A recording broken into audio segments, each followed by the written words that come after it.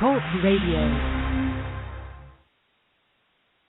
Michamo Afurakani Afuraitkaitnit Nyamewaa-Nyame AKANFO NANASOM Da Medinde Odwirafo Kwesi Nehem Ptah Akhan. Akwamuman Amaruka Atifi Odwirafo, that means greetings to all Afurakani Afuraitkaitnit people, meaning Africans, black people. Today is AKANFO NANASOM Day, ancient, authentic Akan ancestral religion day. My name is Odwirafo Kwesi Nehem Ptah Akhan. Odwirafo of the Akwamu nation in North America. Yet I'll say once again for tuning in to the show. We're going to place some links in the chat room. Information that we'll be dealing with today. The Ptah SASETEM will place the direct link to the actual ebook version of the book in the chat room. And we'll also place the link to our publications page in the chat room. All right. And for those individuals who are new to the broadcast, we have 3 broadcasts on a weekly basis. We have AKANFO NANASOM, ancient, authentic Akan ancestral religion. Joda on Mondays. On Tuesdays, we deal with Ojira, which means purification, and we deal with Afurakani Afuraitkaitnit ancestral religion, African ancestral religion in general, whereas on tonight we deal specifically with the Akan expression, where we show it links to various expressions wherever Afurakani Afuraitkaitnit people are in the world, but we do focus on the Akan expression and its direct connection to ancient Kanat, which is Nubia, and ancient Kemet, so-called Egypt and so forth. But on Abinada Tuesdays, we deal with Ojira purification. We deal with the purification of the culture, cosmology, and how ancestral religion impacts every aspect of our lives, thoughts, intentions, and actions, moment to moment, day to day, month to month, year to year, and so forth.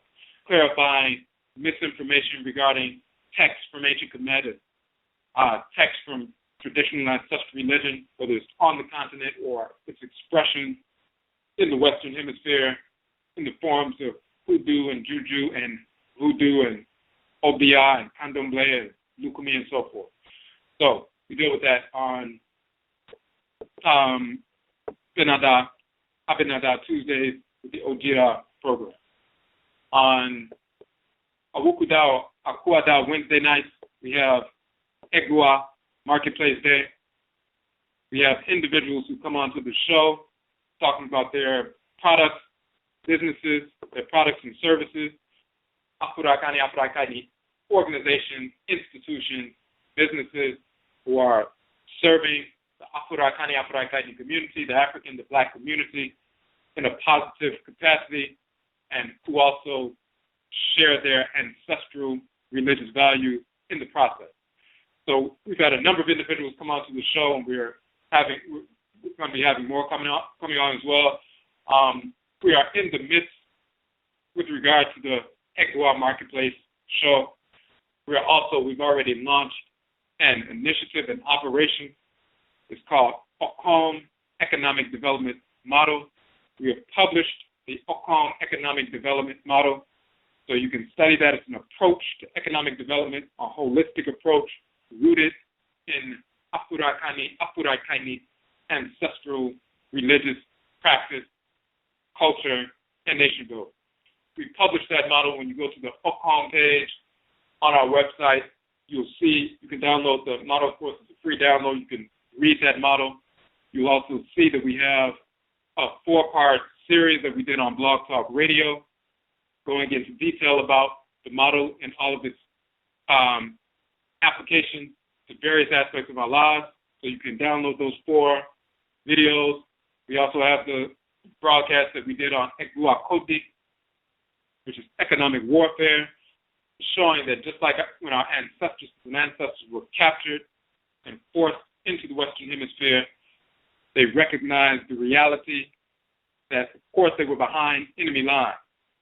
And so, therefore, anytime they engaged in any form of activity with one another.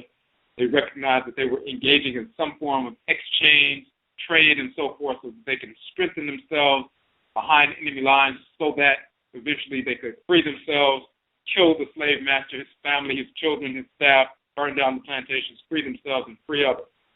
At any time they engage in some form of activity, trading food or any kind of goods to help each other out, their economic activity was within the context of understanding that they were behind enemy lines. So everything they did was to support their freedom, their liberation. We're in the same condition now. We're not free and independent and sovereign and secure in our own sovereignty on our own land and self-governing and self-ruling. So therefore, we are behind enemy lines until we get to that point. So any kind of activity we engage in with one another, we must recognize that we are behind enemy lines and we are engaged in warfare, including economics. Any economic activity should be recognized as economic activity taking place in a war zone. Behind enemy lines, it's a strike against the enemy. So we need to recognize that. We go into detail about that in the Aakhuamuman economic warfare broadcast. You'll see that on the Okraa economic development page. And then we also have the Nyamewaa-Nyame Nhyehyee, self-employment, and ancestral culture. And we deal with self-employment first from a spiritual perspective, rooted perspective. The Okraa, the soul, the divine consciousness, dealing with the specific function you're to execute in creation, and the spiritual capacities you've been given by the Supreme Being as an Afurakani, Afuraitkaitnit person, specific inclinations to execute certain functions in creation. That's your Okraa, your divine function, so-called destiny, or your life focus, certain kinds of activities you're naturally inclined towards. So you engage and employ your unique energy complex to execute your function in creation. That is guided by your Okraa, your soul, your divine consciousness. The Okraa employment of the Sheh and Shebia, and we go into detail about that. And then that extends beyond the internal self, being divinely guided to fully develop your capacities, your skills, your spiritual energy to execute your functioning creation, and then you move physically to express that physically, to employ yourself and execute your function in the physical world, and protecting our community, or building our community, establishing our community, ordering our community, realigning our community with order, and moving towards our ancestral nation building. So we get into detail about that in that broadcast as well. So all of that you can find on the Okraa Economic Development page, and we deal with that on Wednesday nights. But with the Okraa Economic Development model, we are supporting one business per week for 52 weeks. We are in week number 14. So when you look on the Okraa Economic Development page, you see the various businesses listed. You also see direct links to their website. You also see direct links to the interviews that they did with us here on the show, where they sat with us for a couple of hours and talked about their business, their philosophy behind serving the Afurakani, Afuraitkaitnit community, and so forth. So, and this list of businesses is growing. So every week we target a business for capital infusion. So we starve the beast and feed the pride. That is our method. So we make an assessment about the kind of money we would have wasted with the whites in our offspring throughout the course of the week, whether it's at a 7-Eleven, CVS, different restaurants, Starbucks, Target, whatever, taking the $5 or $10 or $15 we would have wasted in the course of a 7-day week. We starve the beast and feed the pride. We reallocate those funds from that white beast, starve that white beast, and reallocate them to the business organization or institution of the week.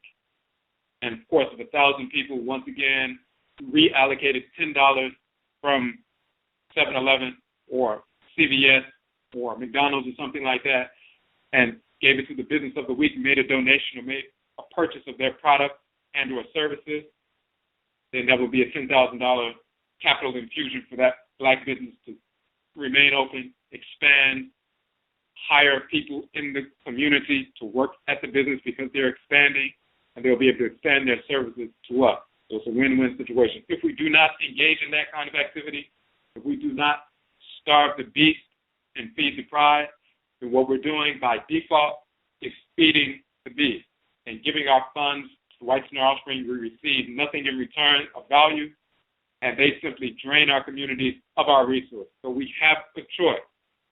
We can either starve the beast and feed the pride, or we're going to continue to support our enemies. We're either going to support our own or we're going to support our enemies, bottom line.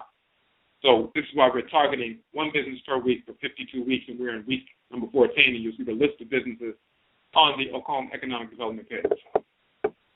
All right, so I'm going to scroll back up.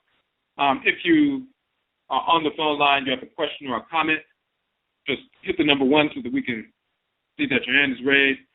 When you log into the chat room, if you have a question or a comment, you must log in with a username. You can't interact in the chat room as a guest. If you don't have a username, you can sign up for one quickly in Blog Talk. All right. So what we want to get into tonight, the name of the show, of course, this is AKANFO NANASOM. NANASOM, of course, is Afurakani, Afuraitkaitnit, ancestral religion, meaning African ancestral religion. So that is what NANASOM, that is our catch-all term for Afurakani, Afuraitkaitnit, or African ancestral religion across the board. Wherever black people are on earth, we practice some form of NANASOM, some form of Afurakani, Afuraitkaitnit, ancestral religion. So NANASOM is a term combined of 2 ancient terms, and we show that on our NANASOM page. We deal with NANASOM, ancestral religion, as we said, on Tuesday nights in general, but on Monday nights, Joada, Mondays, we deal with the Akan expression of NANASOM. So this is why we call it AKANFO NANASOM. Akan people, AKANFO, ancestral religion. But we, Akan ancestral religion. We are Akan, of course, and this is one reason we focus on the Akan expression. But at the same time, another reason is because there's so much misinformation out, published, and being spoken about regarding not just Akan religion, but Yoruba religion and Fon and Ebe religion, Vodun, and so forth, and such religion in general. Misinformation coming from individuals here in the Western Hemisphere, misinformation coming from individuals on the continent who have been infected with Islam and Christianity, white culture. They've woven those infections into the practice of ancestral religion over the past, mainly over the past 200 years, heavily. So now the culture that appears to be traditional being presented by individuals from the continent is very often culture cloaked in traditional aesthetics. So our people, if we don't know any better, we assume that when we come in contact with individuals talking about ancestral culture, talking about the Orisha, the Yabosom, and the Vodou, and so forth, we assume they know what they're talking about because, hey, they're from the continent, they speak the language, they live in the village, they've been practicing the tradition for generations as far back as they can remember. But of course, as we show on our AKANFO NANASOM page, because of the Muslim invasions over 1,000 years ago and later Christian invasions and white culture being forced upon the people and some of our people embracing that nonsense, things became infected for those who were not intelligent enough to repel the advances of the whites and offspring. Some of our people did repel that. Some of our people didn't. Especially over the past century, the intensification of that pollution has rapidly increased. So this is why we deal with ancient, authentic Akan ancestral religion, tracing our pure ancestral religion from ancient Kanat, from the ancient Kanit people, which is the title of ancient Nubians and Nubian people. Kanat and Kanit, the Kanit land. We migrated to West Afurakai, reestablished Kanat or Ghana, the Empire of Ghana, about 1,000 years ago because of Muslim invasions. We moved to the forest belt and reestablished Akana or Akan civilization once again in the region of today's Ghana and Ivory Coast or Cote d'Ivoire. And a few hundred years later, some of our people were forced into North Central South America, the Caribbean, and Europe during the Musu or Kwesi, the great perversity of the enslavement era. And this is how Akan people ended up in the Western Hemisphere. And this is why many of us are drawn to that tradition, of course, because it is our ancestral tradition. It is us. Before the Musuo Ketsie, the great perversity of the enslavement era, when we lived on the continent in our previous incarnation, we were living as part of the Akan ethnic group. After our transition, after multiple generations, we reincarnate through Bebra, rebirth or reincarnation through our descendants 100 or more years later. And because of what happened, we end up being born in North America or the Western Hemisphere. We may have gone through different changes with regard to blood circle and so forth, but that spirit, we are the same spirit that lived as an Akan person in the past, with the same spirit who was returned, same ancestral spirit who was returned. So we're naturally drawn to that culture. It's in our spiritual ancestral DNA. And so we replicate that culture wherever we are. In North America, Kudu is the Akan tradition that was brought from the regions of today's Ghana and Ivory Coast. Kudu comes from Unduru, which means medicine, but it also means conjure. It means root medicine, root work, but it also means conjure in the Akan language. And this is why Kudu is called root work, root medicine, and also conjure in North America. And when we trace it back, as we did in our book, Kudu people, Afurakani, Afuraitkaitnit in North America, Akan, custodians of Kudu from ancient Kudu, Nduru land, ancient Nubia, Kait. We prove that Undu means root work and root medicine and conjuring and so forth in the language of ancient Kemet and Kait. And it also is a title of ancient Nubia and a title of the people as well, the Undu people. So we show that in our book, Undu people and so forth. So we always want to make that connection that so people can see, the people who are new to the show and so forth, you can see that direct connection. Not only did we migrate from ancient Kanat to the Nubia to the Western Hemisphere, and then some of us were taken from the Western Hemisphere into the western part of the continent, but then taken from the western part of the continent hundreds of years later into the Western Hemisphere. And this is the direct migratory pattern of how we came from ancient Kanat Nubia to West Afuraitkaitnit to the Western Hemisphere, but also the cultural migratory path and spiritual migratory path that has been unbroken. So we're not dependent on anyone outside of our own blood circles, our own ancestresses and ancestors direct for our culture, because it's within us. And we've reproduced it wherever we migrated or were forced to migrate in the world, including in North America. So this is why we deal with AKANFO NANASOM. We are in the midst, in reality, of a series.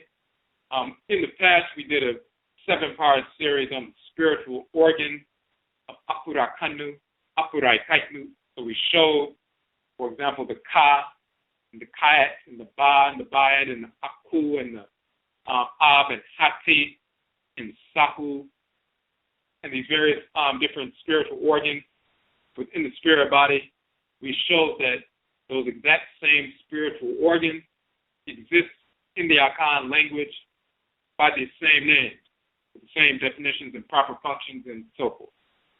So we did that 7-part series to prove that, because there's misinformation about what is the nature of the Ka, the soul in ancient Kemet, what is the nature of the Ba, the spirit, the divine living energy, what is the nature of the Ak, or Aakhu, or Ekhu, what is the nature of the Ab, the heart, and the nature of the Hati, which is the lung complex as well. What is the nature of the Sahu, the spirit body in reality, not the mummy, it's the spirit body. So we went into detail about these in the 7-part series. What we're doing now is we're dealing with ritual practice, activating these things. We talked about the Nkongre, ancestral shrine, communication, and liberation. We dealt with that. We also had, the next week, we had the Okra, the soul, the divine consciousness, ritual to order life, dealing with the shrine specifically for your Okra, your soul, your divine consciousness, Okra. And the washing of the Okra, the Okra Guade, as we talked about in our book, the Okra complex, the soul of AKANFO, dealing with that divinity that dwells in the head region that guides you according to the function you are to execute in creation. Last week we dealt with the Ba and the Bayat, the Obra, as we call it in Akan, Obra, the divine living energy, a little portion of the energy of Ra and Ra'et dwelling within the Afurakani, Afuraitkaitnit body and spirit and so forth. We dealt with a ritual approach to activating that divine living energy within us. That divine living energy that's animating us, operating through our blood and so forth, connecting with our brain. The brain, of course, is the physical seat of the Ka, and the Ka is the soul, the divine consciousness. The heart and cardiovascular system is the physical seat of the Ba, the divine living energy, the Ba'et, the divine fire that moves throughout the bloodstream within the oxygen and so forth, that fills up the brain as well. That's the union physically, the heart and cardiovascular system and the oxygen-carrying blood, which it connects with the brain, the union of the Ba and the Ka. Of course, inside the brain you have neuromelanin, which is the apex of all of the melanin within the body, that black substance. And of course, you have blood, which is the red substance that carries the oxygen, that carries the fire and so forth. And then that, melanin carries that electromagnetism and so forth. So you have the black gland and the red gland in your body. You have Kamet and Dershert in the body. You have the seat of the Ka and Kait, which is in the quote-unquote black gland. You have the seat of the Ba and the Ba'et in the red gland and so forth, the melanin and the blood, the Abatun and the Moja, as we would say in the Akan tradition. So we talked about the union of we talked about the Okraa, the Khan, and the Kait that second week. We talked about the Ba and Ba'et last week, and ritual approaches, for example, with Abu and Kwa, to deal with that, to activate that divine living energy so you can stimulate your capacities that you've been given to execute your function in the world. Today we're going to talk about the Aakhu and Aakut, or Aakhu, male and female terms for that quote-unquote eye of the Ka, eye of the Kait. Often people will say the third eye. We're talking about the Aakhu, the Ehum, as it's called in Akan, or the Ehum, as it's called in Akan. The physical seat of the quote-unquote third eye, the Ehum, is what the white general spring called the pineal gland. In Akan, it's the Ehum, and we're going to get into detail about that. But that's the physical seat of the Aakhu, the divine wisdom, your capacity tuned to what is in the Ka, in the physical brain, and the spirit's brain. So just like you have the physical brain, which is the seat of the soul, the divine consciousness, the Aakhu, the pineal gland, is the seat of the divine wisdom. How do you apply what's in your divine consciousness? Just like your brain regulates every function in the body. But then the pineal gland secretes hormones which are directed to execute certain functions in the body given to it by the brain. In the same fashion, you have the soul, the divine consciousness, and encoded within your soul, divine consciousness, that is a deity that dwells in your head region that you can communicate with. It is an entity. It's a male divinity if you're male, a female divinity if you're female. And of course, it's called the Odwirafo in the Yoruba tradition, and Semido and Vodun and Chi and Igbo and Okra with males in Akan, and Okra or Okrawa, females in Akan. It's the Ka for males in ancient Kemet, and the Kait for females in ancient Kemet. It's a deity that Amen and Amenet, or Nyamewaa, the supreme being, mother and father supreme being, directed to dwell within the head portion of your spirit to guide you throughout your life. And encoded within that force, that deity, your personal divinity, are the function you came into the world to execute, and the means by which you must execute that function in a harmonious fashion. That's wired within your spirit's brain. Just like the various directives of everything your body needs to do, all your organs and glands and systems and everything are wired within the physical brain. But then you have the pineal gland that secretes hormones. It's a light-sensitive gland. And when the light hits the pineal gland and it begins to oscillate, it secretes hormones in specific cycles. Hormones give directives for certain things to begin to happen in the body. So in the same fashion, your spiritual pineal gland, your Aakhu, is a light-sensitive gland, meaning the illumination of Ra and Ra'et, stimulating that spiritual force in the quote-unquote third eye. It pulls like a pull-down menu on your computer. It pulls down from the brain, from the spirit's brain, from the Ka and Kait, not only the function you have to execute, but specifically how that function applies to specific instances in life, specific situations in life, specific circumstances. Our divine function is, for example, your immune system cells, they have their own function. They support immune system function. And they're naturally inclined to do so. And they see, cancerous cells and they move to destroy them and so forth. That's their function in the body. We are cells as Afurakani, Afuraitkaitnit people in the great divine body of the Supreme Being. So we have specific functions to execute. That is wired within our Okraa. When do we execute them? How do we execute them according to divine order without creating disorder in the process? How do we apply what's wired within the brain, within the spirit's brain? How do we apply it to specific life situations? To overcome obstacles, to be able to see around the corner before things take place, so we can make good decisions, to avoid negative circumstances and so forth. How do we apply the divine function? And we can properly apply our divine function and engage in behaviors that are reflective of our divine function. That proper application is called, quote unquote, wisdom, illumination, intelligence. We say Nyansa in the Akan tradition. And that term Nyansa you can find as Chasa in ancient Kemet, meaning wisdom and intelligence. So this is what we're dealing with. So of course the brain, the pineal gland, the heart and cardiovascular system all work together physiologically in the same fashion. The Ka and Kait, the Ba and the Bayat, the Aakhu and Aakhut all work together. Now, that's why when people are reading these texts from ancient Kemet, they'll make glossed over statements. Once the Ba and the Ka are united, then the person becomes an Aakhu, an illuminated one, a shining one. But they illuminated an ancestor, but they really don't know what that means. So we're going to get into detail about what that means in the ritual aspect of applying this with regard to decision making proper decisions. We said sacred deliberation.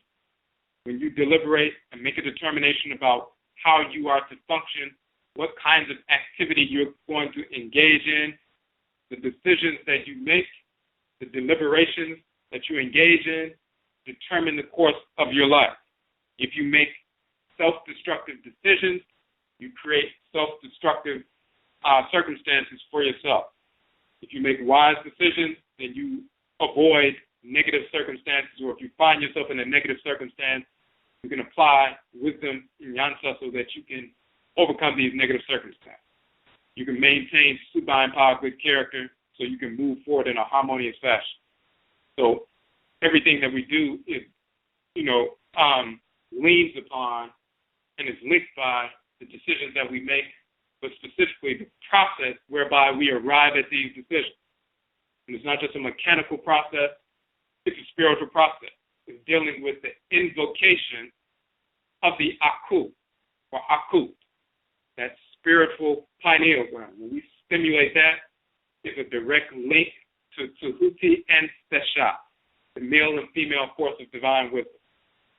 That direct link is to them. The male and female lobes, the two lobes of the pineal gland, two major lobes of the pineal gland, that, physical seat of Tehuti and Sesha. So, first we're going to get into, we want to first define the Aakhu. Of course, in ancient Kemet, you'll find a number of different definitions. For example, in the hieroglyphic dictionary dealing with the Aakhu. It means fire, means light, the eye of Ra, divine fiery Uraeus or Arat of Ra, as well as female divinity. It means splendid, illuminated, brilliant, stupendous, shining, all these different things. The spirit soul, quote unquote, of a man or a woman, the divine wisdom or illumination, all these various things. And then it's shown connected to the Arat, or the quote unquote Uraeus, the serpent on the forehead of the king, the queen mother, as well as different divinities. The circular serpent, within the body of that circular serpent is the solar disk, so that's the illumination, the fire, and it's connected to the third eye region.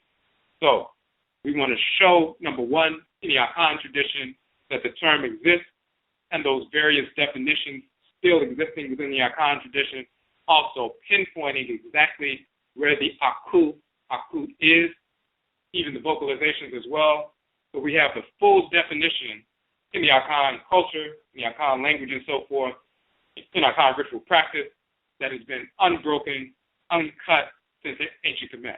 You find these various definitions of fire, light, the fiery Arat on the third eye, illumination, wisdom, the illuminated ancestresses and ancestors of the beatified, dead, quote unquote, are the illuminated dead and so forth, the shining ones, all of that connected with that term, Aakhu or Aakhu. Look in the Akhan tradition, and we have a number of different terms that we want to deal with.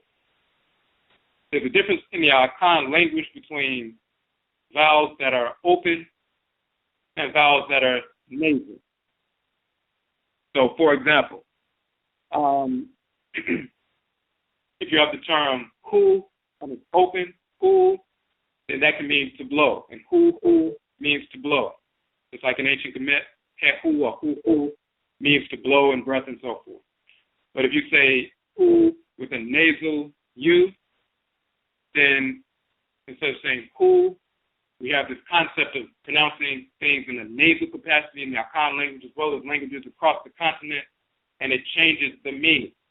So hu, like hu, meaning to blow. Well, H, quote unquote, U, nasal is hu. It means to see. It means to perceive, like seeing through the eye to perceive.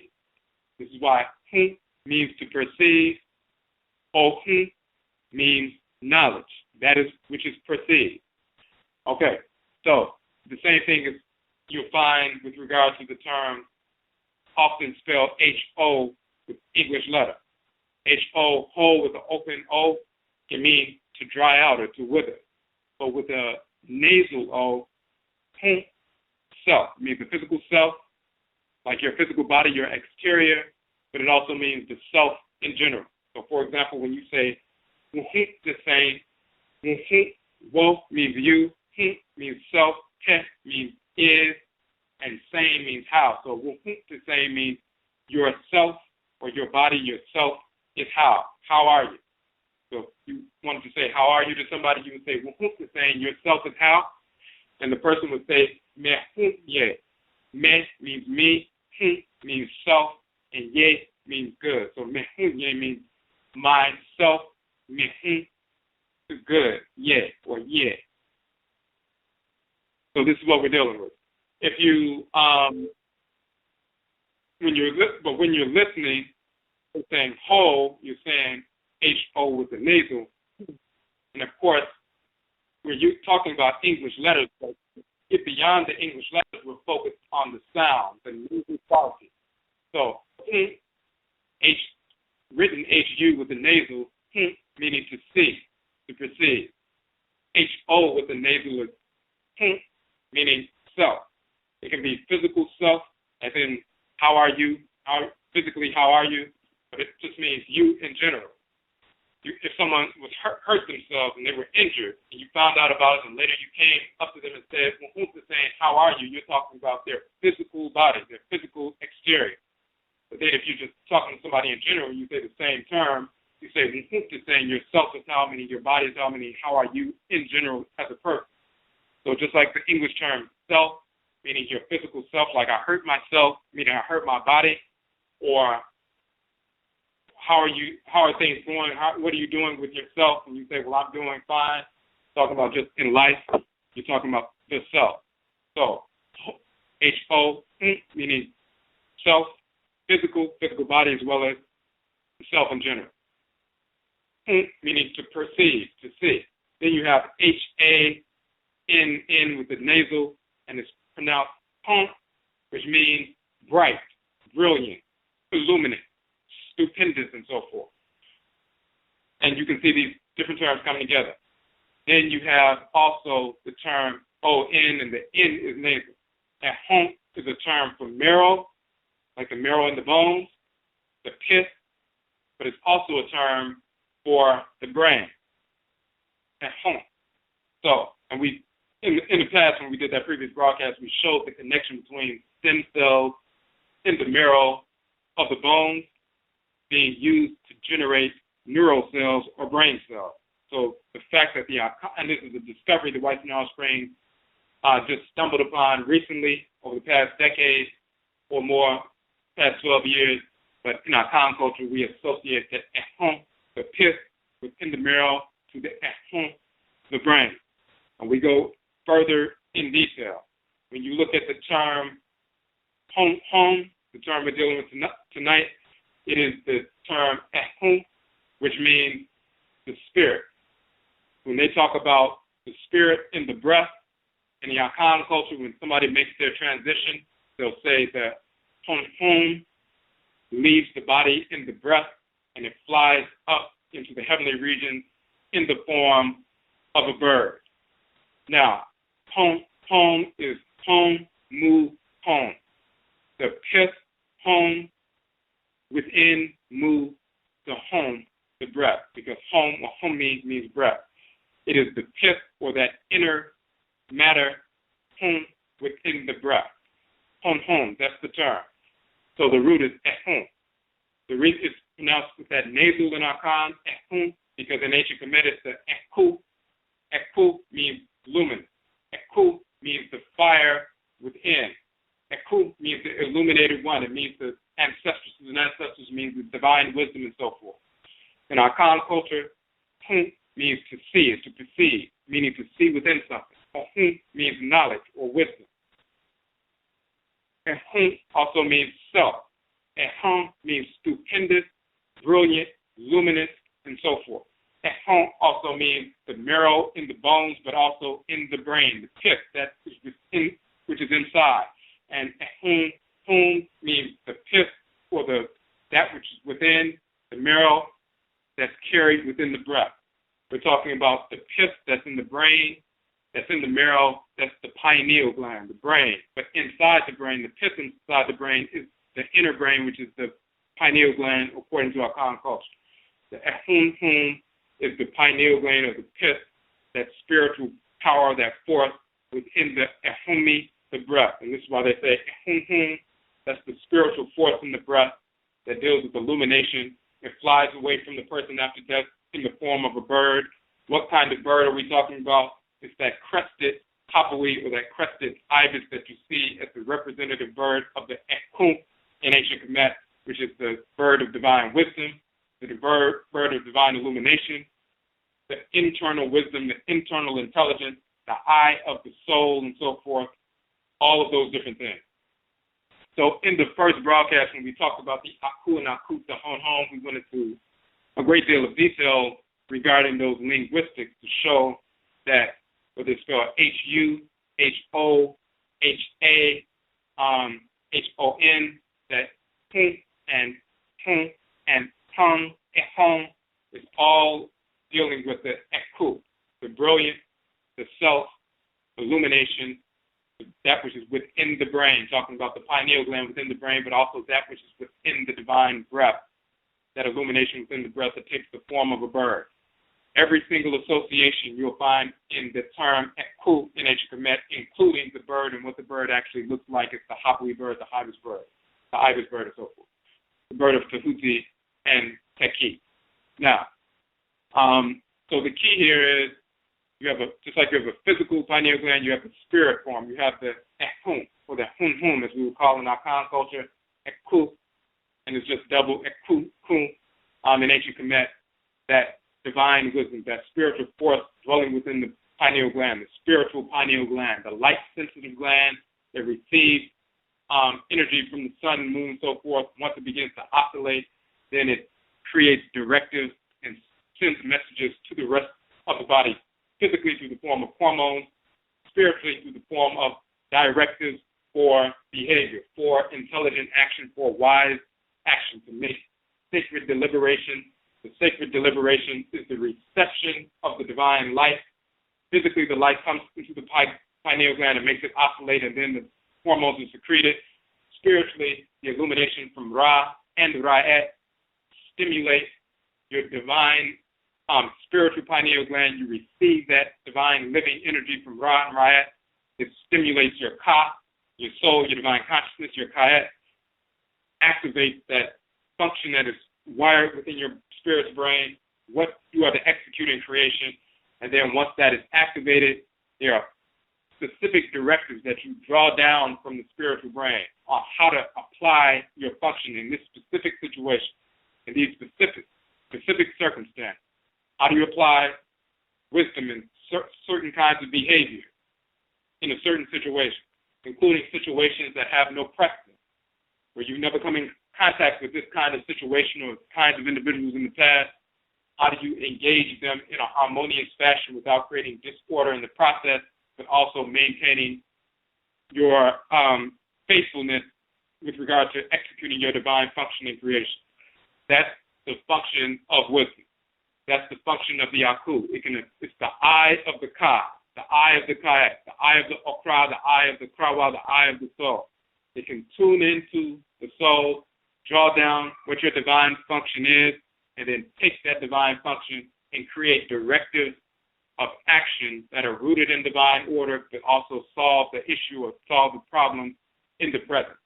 And of course, when we learn how to engage in these sacred deliberations, then it births natural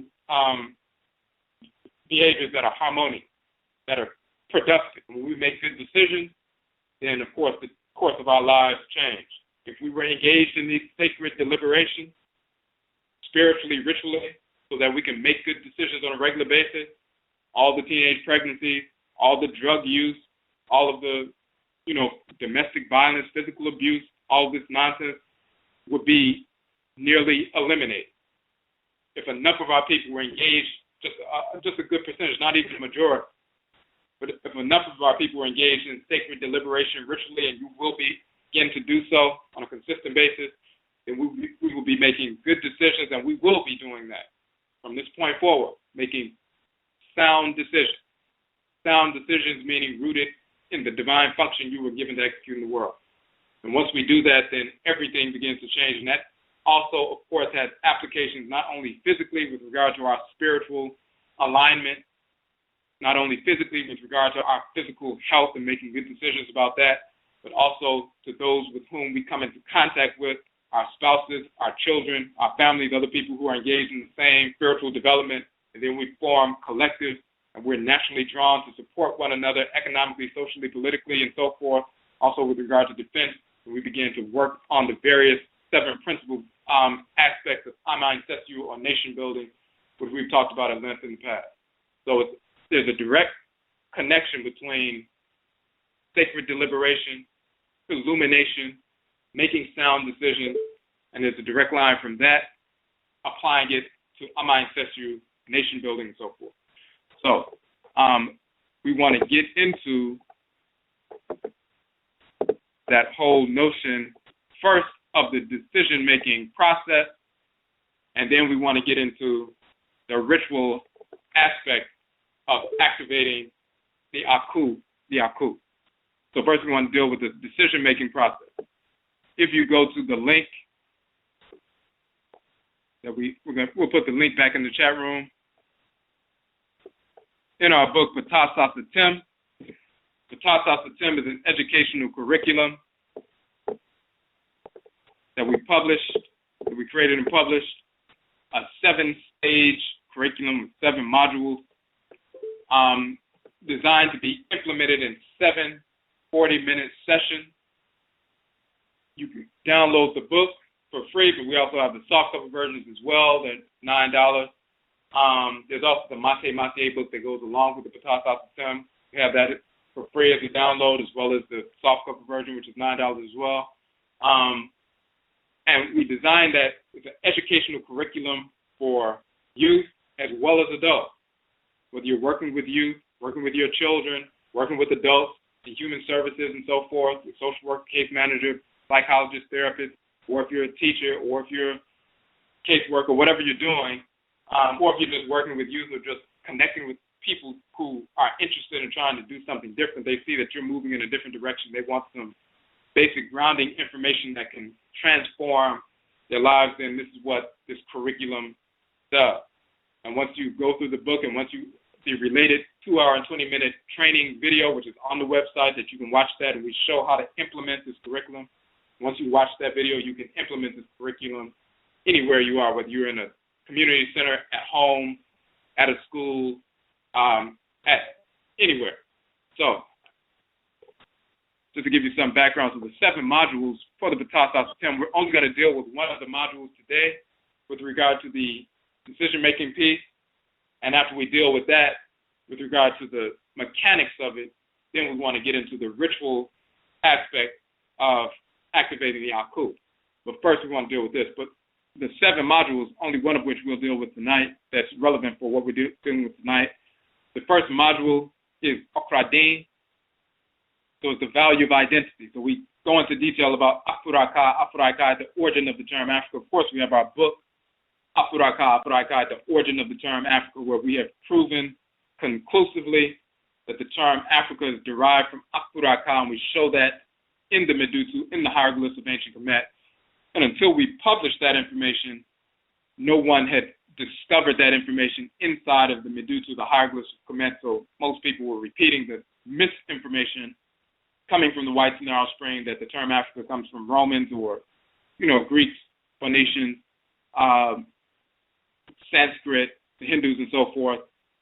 Scipio Africanus, none of that is accurate. We prove that, and we explode the myth of all of those pseudo-etymologies and show where they actually come from in the language of Kemet, because none of those terms come from outside of Kemet either. All of those terms come directly from ancient Kemet. And then we also show the origin of the term Afuraitkaitnit in ancient Kemet, in the Temple of Aset in Paraka, as well as the papyrus of Ani, as well as the papyrus of Nehem. So we prove that conclusively, and we have a video where we go through the book and prove that conclusively. All right, so, but in the Okraa Ani section, module of the Ptah SASETEM, as you look through the book, you'll see there's a specific way that we convey the information. And we've utilized this for children as younger than 10 years old, all the way through adults. And going through a session dealing with people who know nothing about culture or who believe that they weren't even interested in culture. Once you understand the manner in which to implement this curriculum, then they're interested. Even the people will say, oh, well, they would never be interested in anything like that. This is because people are so defeated and they don't have proper knowledge that the things that they have been giving people haven't been working. And so they just assume that these people are not interested. These people who are at-risk youth and people who don't care anything about themselves or culture or anything like that, there are ways to get to individuals, all of the people in our population, no matter what socioeconomic position one finds oneself in, you can get to any of them, male and female, young and old. There are different ways to do so. And this is what the Ptah SASETEM has been effective at doing. So the first module is Okraa Ani, and we deal with the value of identity. The second module is Abatum, the melanin, the value of physiology. So we have a 7-part definition of melanin that we go through. Maranechi is the third module, law and hate, the value of function as mission. So we talk about divine order being composed of divine law, love, and divine hate, and the value of your divine function. You have a specific function to execute in the world that's wired within you. Most of our people don't think we have any purpose in the world. We just happen to have been born here. We were forced into slavery, and why are we here? They don't realize they have a specific function. You can show them, not just say, "Hey, you're important." So you show them specifically that they have a specific function to execute in the world, just like every cell in your body has a specific function to execute in the body, and the means by which they learn about that function and how to incorporate that into their lives. And now they recognize their value and their worth because it's tied to the function that they are designed to execute. It's like the value and worth of your spleen cells are tied to the function of the spleen in the body. Or the value and the worth of the liver cells are tied to the functions that the liver executes in the body. Once you know that you have a specific function to execute in the world, then you recognize you have value and you have worth. Therefore, you're no longer interested in being self-destructive. Even just intuitively, you no longer want to be engaged in self-destructive activity because now you value yourself, you have self-worth. And it's not because someone says, hey, you need to have high self-esteem. Hey, you need to love yourself. Hey, you need to have value. You teach them what their function is and how to arrive at learning about that function. And the fact that they have one, and then that self-worth and that knowledge of, that value of their self-worth is instantaneous. The next module is Nyansapo, the 7-part decision-making process. The next module after that is Obrabo, ethical life, the value of good character, where we deal with 7 Adinkra symbols that deal with ethical existence, and we go through that information. The next piece is SASETEM, which has to do with responsibility, the value of expression, and we dealt with that last week in relationship to discipline, in spirit, in inspiriting or incorporating spiritually that discipline. When you practice Afurakani, Afuraitkaitnit ancestral religion, when we talk about a specific function to execute in creation and the means by which we must execute that function and the spiritual capacities we have been given, spiritual power, whether it's fiery or watery or cool energy, whatever we have been given that we naturally express, how to utilize that power, how to refine that energy, refine our talents so we can utilize our energy, our talents, our power in a harmonious fashion to specifically execute our function and support that function. Then that deals with discipline and inspiriting and incorporating that discipline. So we're not just people who are gluttonous and engage in self-destructive behavior and ignorance and foolishness. We are disciplined based on the function we are to execute in the world. So we dealt with that last week with SASETEM, responsibility. And then the last piece is She, and She are tools, the value of execution. So what we're going to deal with tonight is Nyansapo, which is wisdom, not decision-making process, the value of intelligent judgment.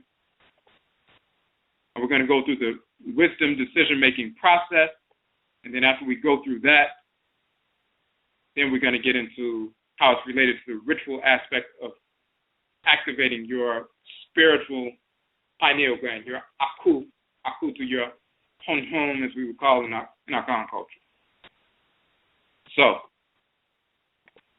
now, and for those, if you want to check on page 21 in the Ptah book is where we're at, you'll see the Adinkra symbol, Nyansapo, Adinkra symbol. So, Nyansapo is the name of one of the many Adinkra symbols in our Akan culture. In the tree language, Nyansa is defined as wisdom, and Po is defined as not.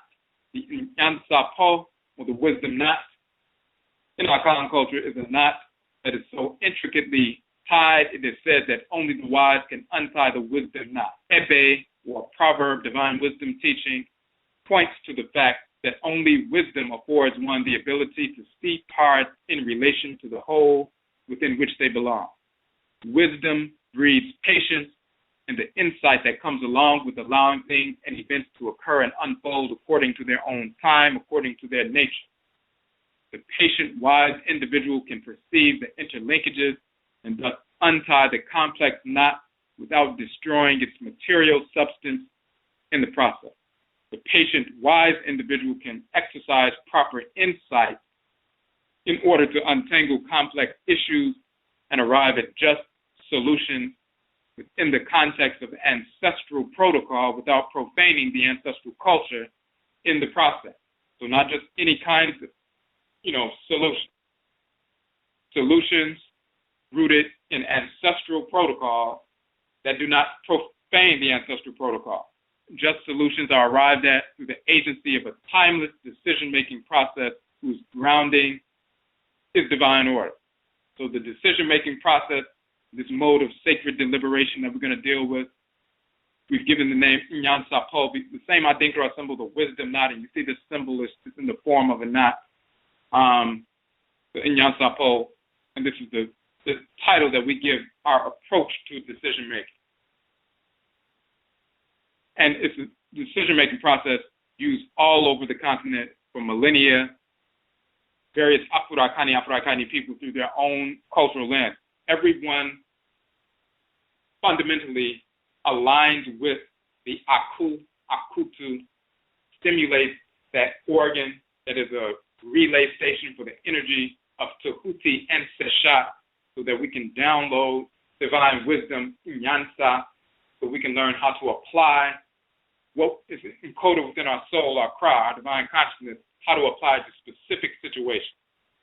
So just like, as we said, the brain and pineal gland and the heart and the cardiovascular system all work together, the power in the bloodstream, the energy within the black substance, the melanin, the yabatum, the messages encoded within the brain, the directives that are, stimulated through the light-sensitive gland of the pineal gland, all of these things are working together so that we can function harmoniously. Spiritually, the Ka, the Ba, the Aakhu all work together. The Kait, the Ba'et, the Aakhut all work together so we can operate in a harmonious fashion. All right. So, Afurakani, Afuraitkaitnit are unique. The manner in which we relate to events in the world is unique unto us. We must recognize, therefore, that to be aware of who we are is critical when making any decision, for we cannot approach life in imitation of other people or entities. Our awareness of our identity allows us to focus on how any situation relates to us specifically as Afurakani, Afuraitkaitnit people or individuals. Now, we're going to look at this 7-part decision-making process. If you look at on that page, on page 20, you'll see that 7-part decision-making process.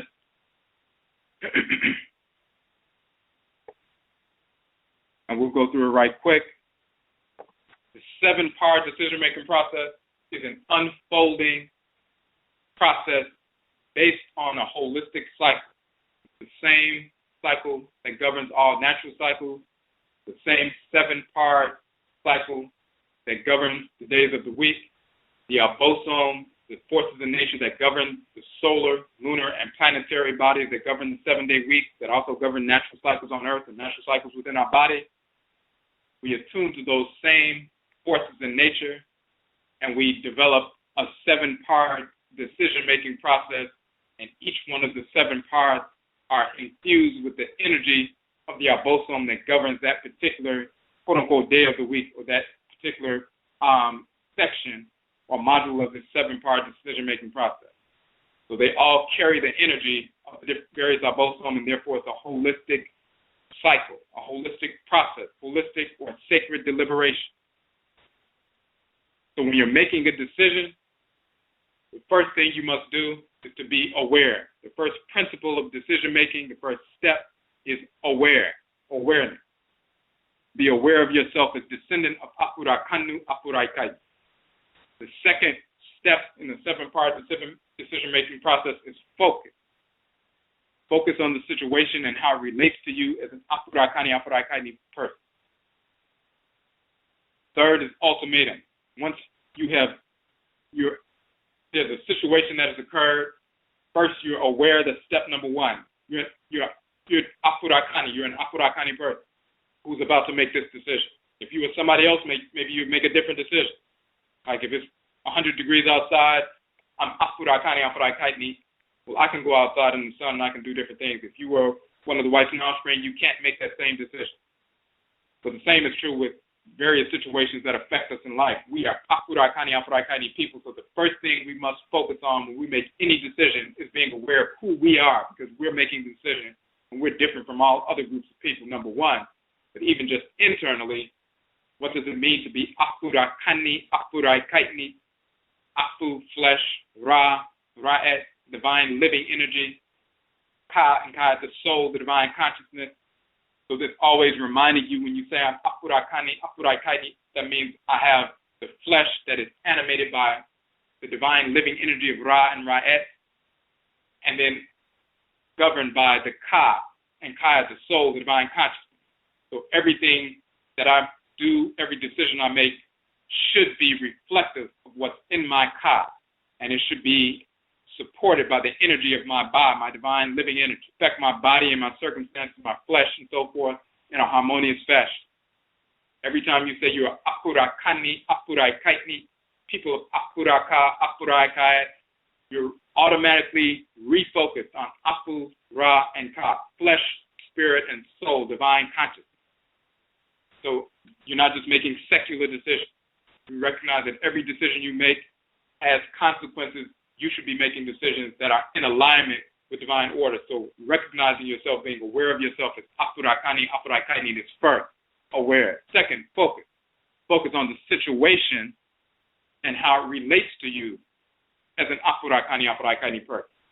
Once you focus on the situation and how it relates to you specifically as an Afurakani or Afuraitkaitnit person, then the third step is ultimatum. Make your final decision rooted in the knowledge of what is right.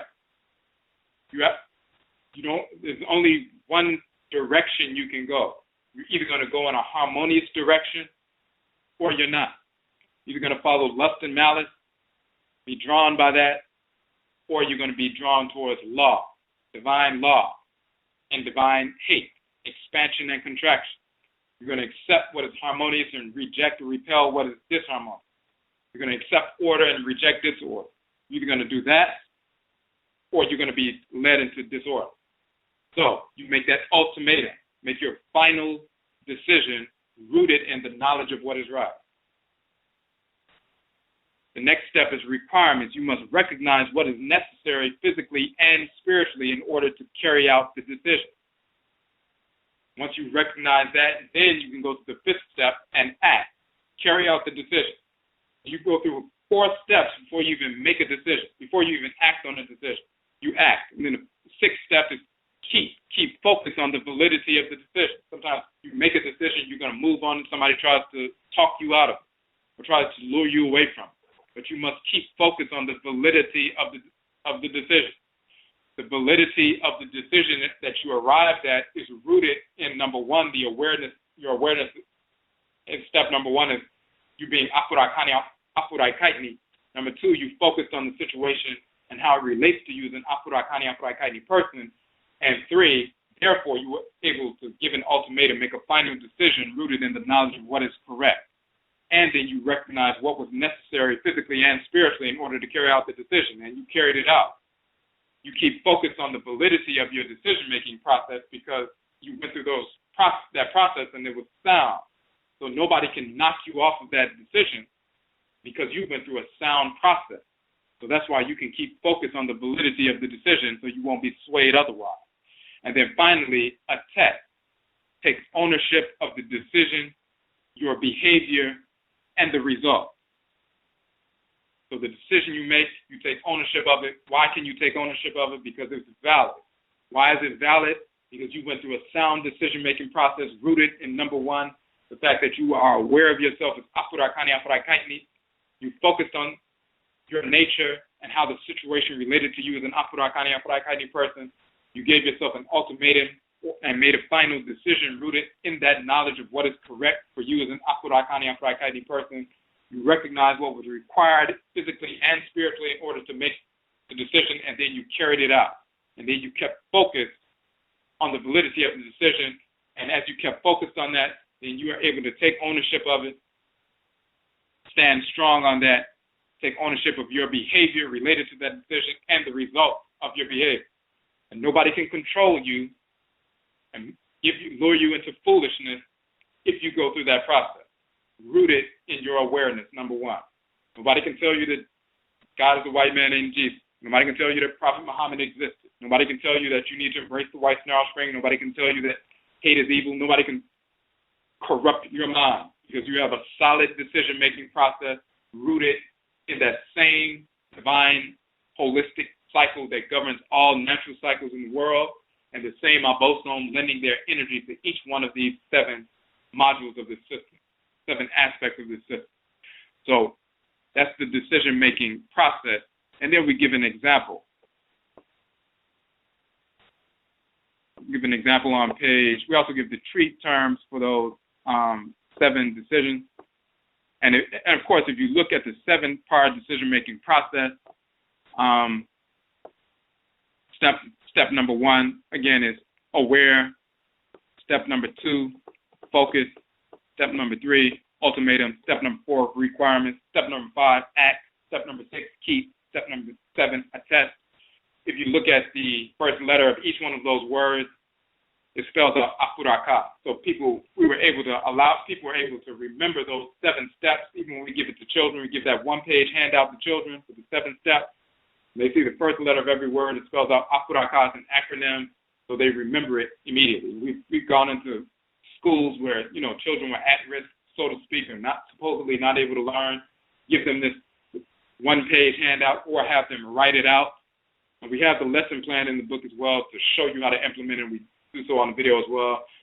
But within 15 minutes of going through this simple 7 steps, they remembered that. And then you come back the following week or the week after, haven't seen them in a couple of weeks, and they can tell you the 7 steps, and you've only taken 15 to 20 minutes to go through that information because it sticks with them, because it's part of them. It's a holistic cycle, and it's something they've never been taught. So we give an example. And there's some more information in the book. We don't have to go through every specific piece with regard to that, but we do want to go through this example. And it, of course, is used for any decision, small or large. You go through these steps rather quickly.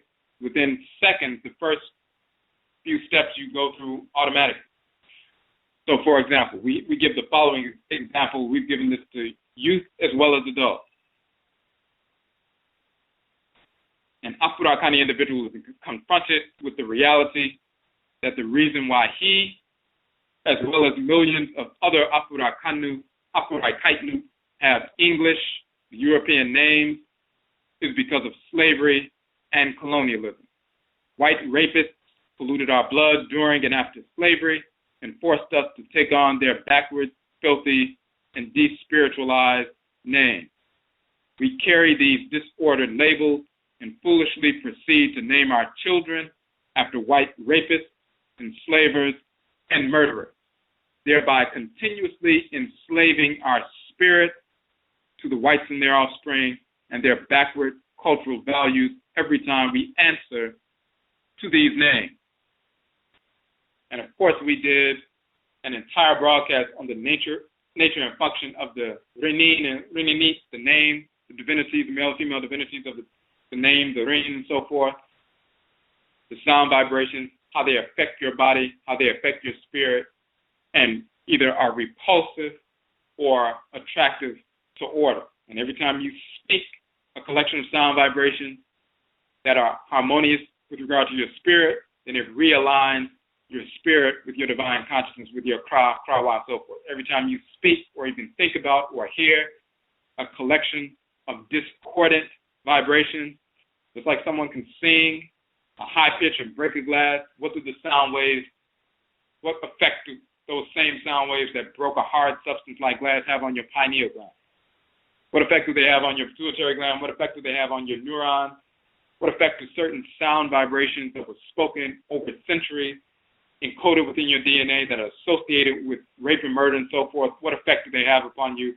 Or even the ones beyond that, before the whites and offspring, but certain collections of sound vibrations that have nothing to do with your function, but you pull them together in a discordant fashion.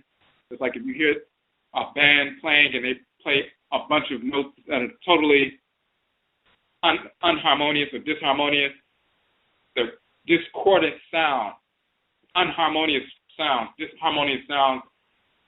those sound vibrations give you a negative feeling within your physical body. Sometimes people would make chalk screech across the board, and it causes some people to have a negative physical reaction.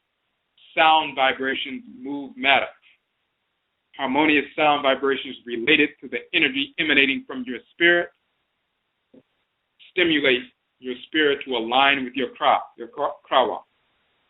A set of discordant sound vibrations is a collection of energy, like swallowing some radiation. And it disaligns you on a consistent basis when you think it, when you hear it, when you speak it. And this is why our people are constantly disaligned. They're constantly answering or thinking about or hearing or speaking a collection of sound vibrations that are disharmonious, and you speak your name more than any other collection of vibrations in your life, because people are either calling you by your name or you're speaking it or thinking it or whatever. So we go into detail about that in that broadcast, and you can download that broadcast. As we said, we carry these disorder labels and so forth. It enslaves our spirits with the whites in our offspring and their backward cultural values every time we answer to these names. Accepting the name of your enemy is to identify with your enemy and accept a false notion of your own inferiority. It is to reject your own Nkrabia, your divine function, and embrace disorder. When you recognize and embrace your superiority, you will not answer to a label/curse placed on you by those who are inferior to you.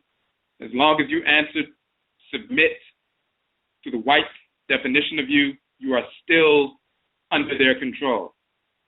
And when we say answer/submit, if they call you by their European name, you're answering, but you're submitting to their definition of you. You're still under their control. No matter what you say, you're still responding. If you weren't under their control, you wouldn't respond. You would say, that's not my name, that has nothing to do with it.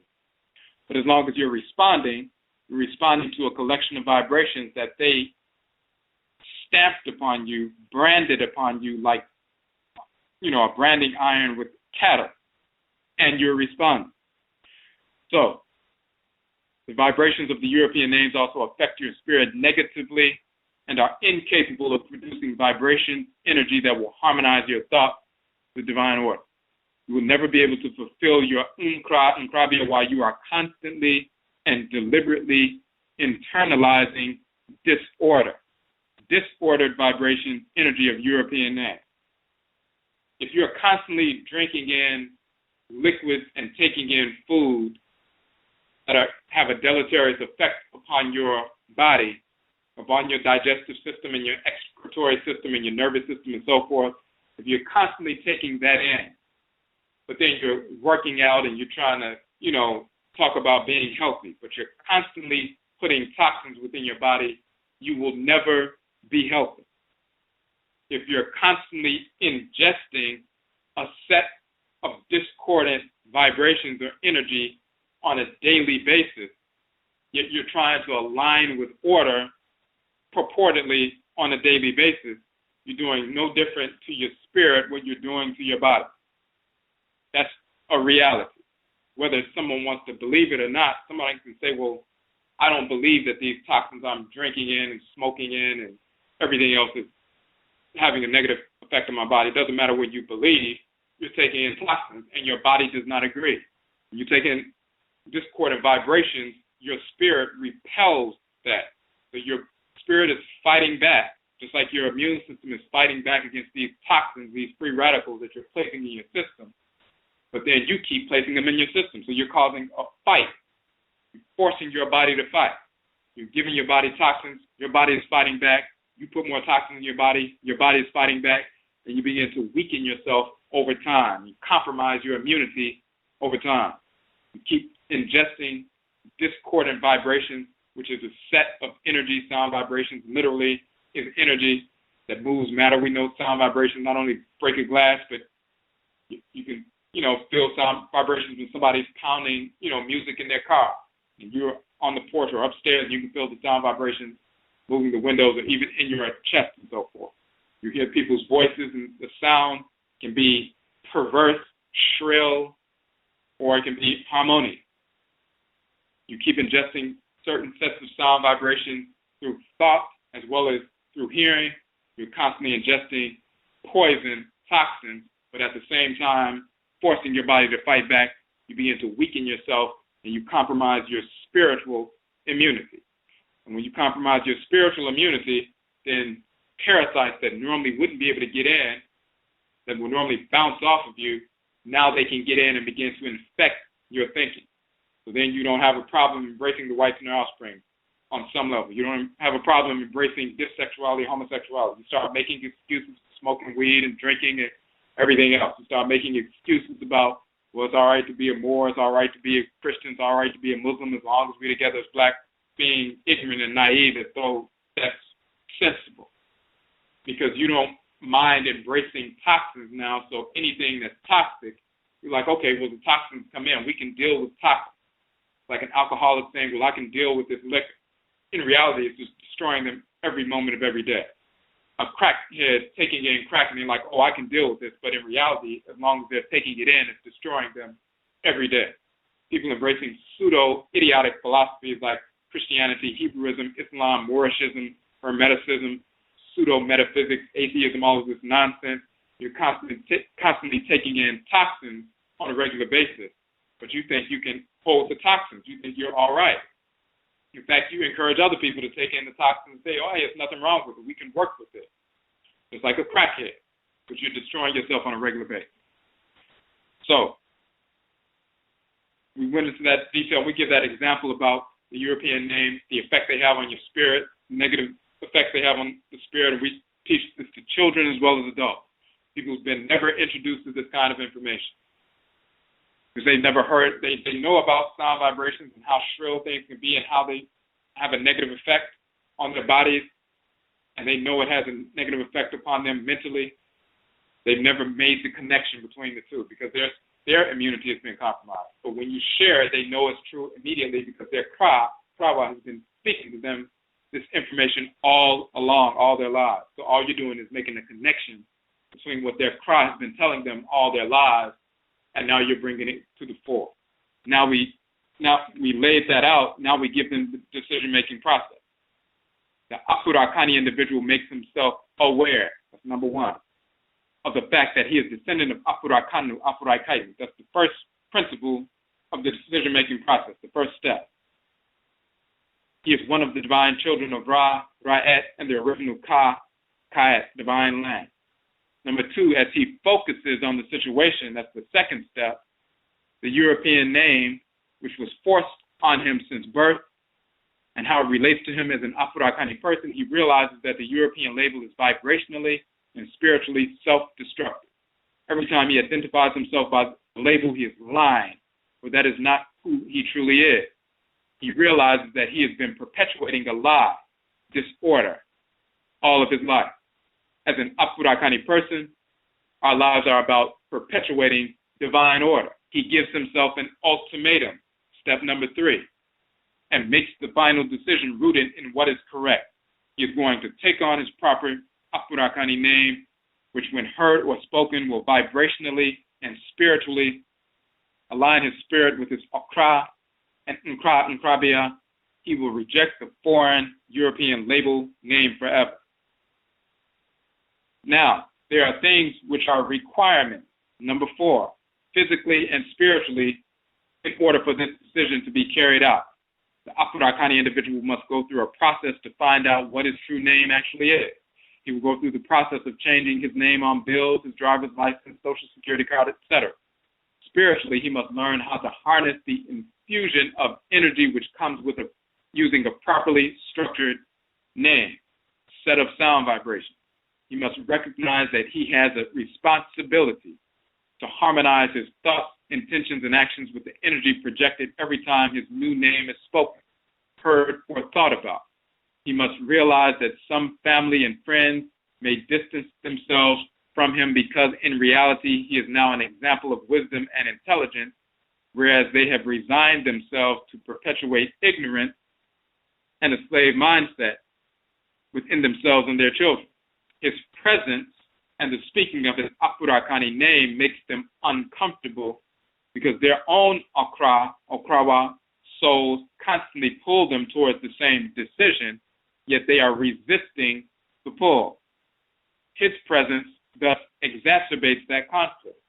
So every time you engage in properly ordered behavior in any instance, and you go among your people, brothers, sisters, relatives, non-relatives, who are engaged in self-destructive behavior, before you even engage in conversation, they can feel the fact that you are engaged in aligned behavior. And they are resisting what their Kra is telling them to do, so they've been repelling their own Kra. They're fighting against their own spiritual brain. There's a constant struggle. Their Kra is pulling in them in one direction, they're moving in the other direction. So there's a constant conflict. When you show up and you're engaged in aligned behavior, then that exacerbates that conflict for them because they can feel the harmony coming off of you just by you making normal, rational, intelligent decisions rooted in divine order and your divine function. And they are engaged in disorder. It's like putting, a clean glass of water next to a dirty one. They can feel the difference. It's more prominent. If they're around other people who are engaged in disorder, just like people who are around other people who are drug addicts, then they all are operating on the same vibration. They can feel one another. They're on the same frequency. If somebody shows up and they're clean, then there's a totally different energy in the room right now. And then it's a stark contrast. All of a sudden, there's a comparison that's made, and they can feel that. That's the same thing that happens with our people when we engage in ordered behavior and other people are engaged in disordered behavior. That contrast becomes very stark, very rapidly, very swiftly. And it exacerbates the conflict within themselves. And sometimes they'll lash out at you because simply your presence alone is exacerbating that conflict within them. But that's what's going on within them. That's just them lashing out. The Afurakani individual carries out the act. That's the fifth step. And takes on his true Afurakani name. After he learned what was required physically and spiritually, not only changing his name legally and the mechanics, but also how it's going to affect his own spirit, how to harness that new collection of energy that he's going to be using for the rest of his life, but also how it's going to affect those who are connected to him. Then he acts. He takes on his true Afurakani name. He reclaims his ancestral name, as opposed to, quote-unquote, changing the European label and name. He's reclaiming his name. So you have your name from the time you were born, before you even incarnate. It's wired within your crop. The collection of sound vibrations emanating from your spirit, because you're constructed in a fashion that's from anybody else, that specific configuration of sound vibrations that are emanating from you on a regular basis make up your true name. So you're constantly emanating that just by virtue of the fact that you're alive and life force energy is circulating through your form on a consistent basis. You're emanating sound vibrations just like if you blow air through a trumpet or a trombone or something else. Sound vibrations will emanate and the sounds will come out and will be according to the shape and the structure of the instrument. The same air is being blown, but if it's blown through a French horn, it's blown through a tuba, blown through a trumpet, blown through another brass instrument, because they are shaped differently, then that same energy is moving through a different, unique form, and the sounds come out different.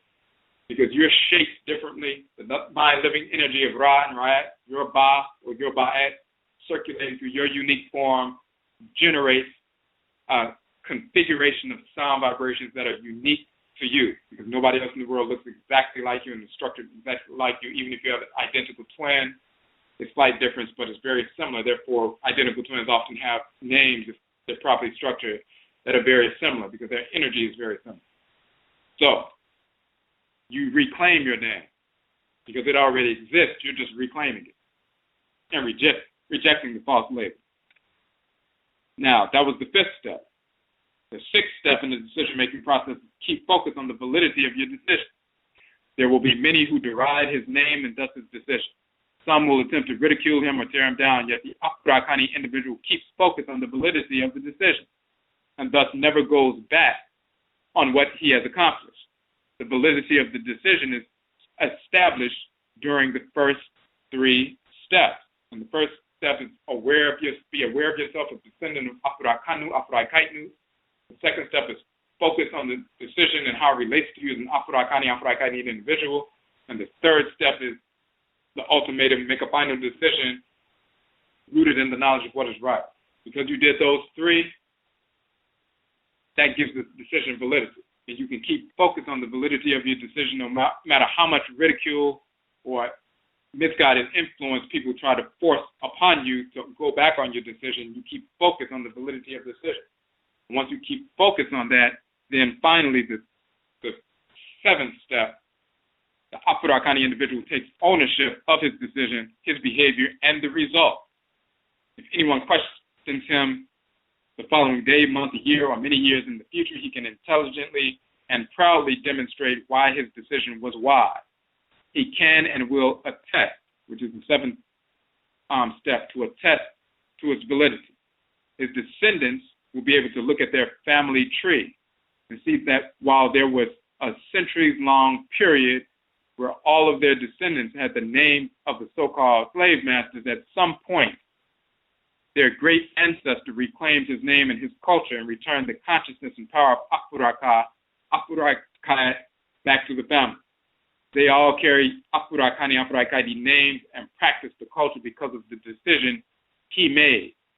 They grew up spiritually grounded and in tune with reality and the divine nature because of the decision of their great ancestors.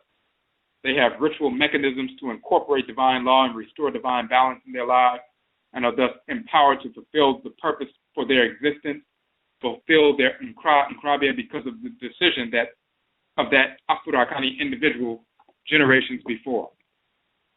So that's just an example of going through that 7-part decision-making process. Of course, that can happen with regards to what foods you eat. Somebody says, hey, you want to, eat this hamburger and drink this milkshake. That 7-part decision-making process kicks in very quickly. First, you focus. First, you're aware of yourself as Afurakani, Afuraitkaitnit. Then focus on the situation and how it relates to you as an Afurakani, Afuraitkaitnit individual.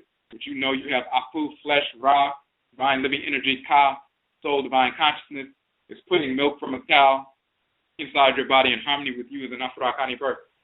Putting this, red blood meat inside of you, made by the whites in their offspring, does that have anything to do with you as an Afurakani, Afuraitkaitnit person? Does that put you out of alignment with just the natural order of your body? Why are you going outside of the order? Does your body require that? Is it attracted to that? Does it seek that out? Or does it really repel that?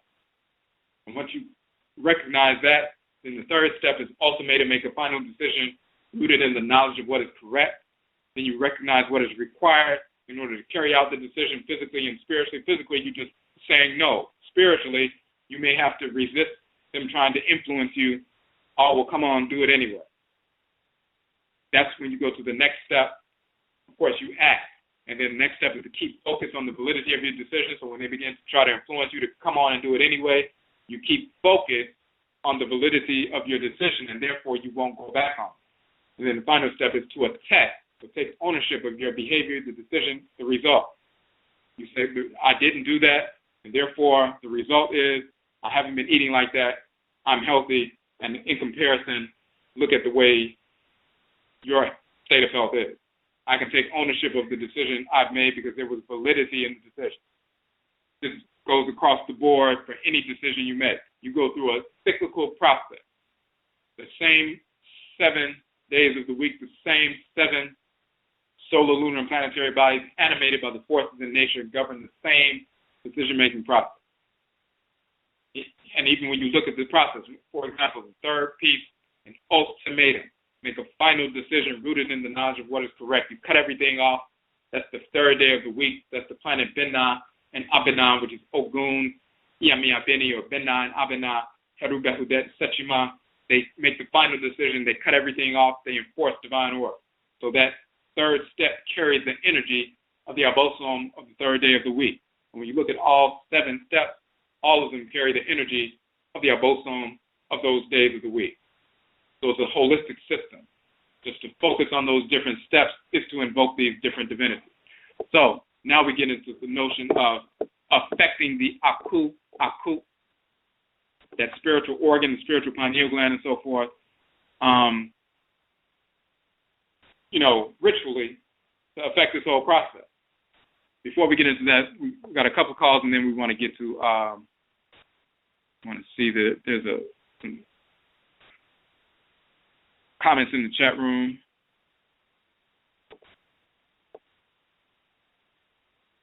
And one comment says, so in this multi-step process, you are still seeing signs from the Creator, the Abosom, and the ancestors to confirm that the decision is sound, right?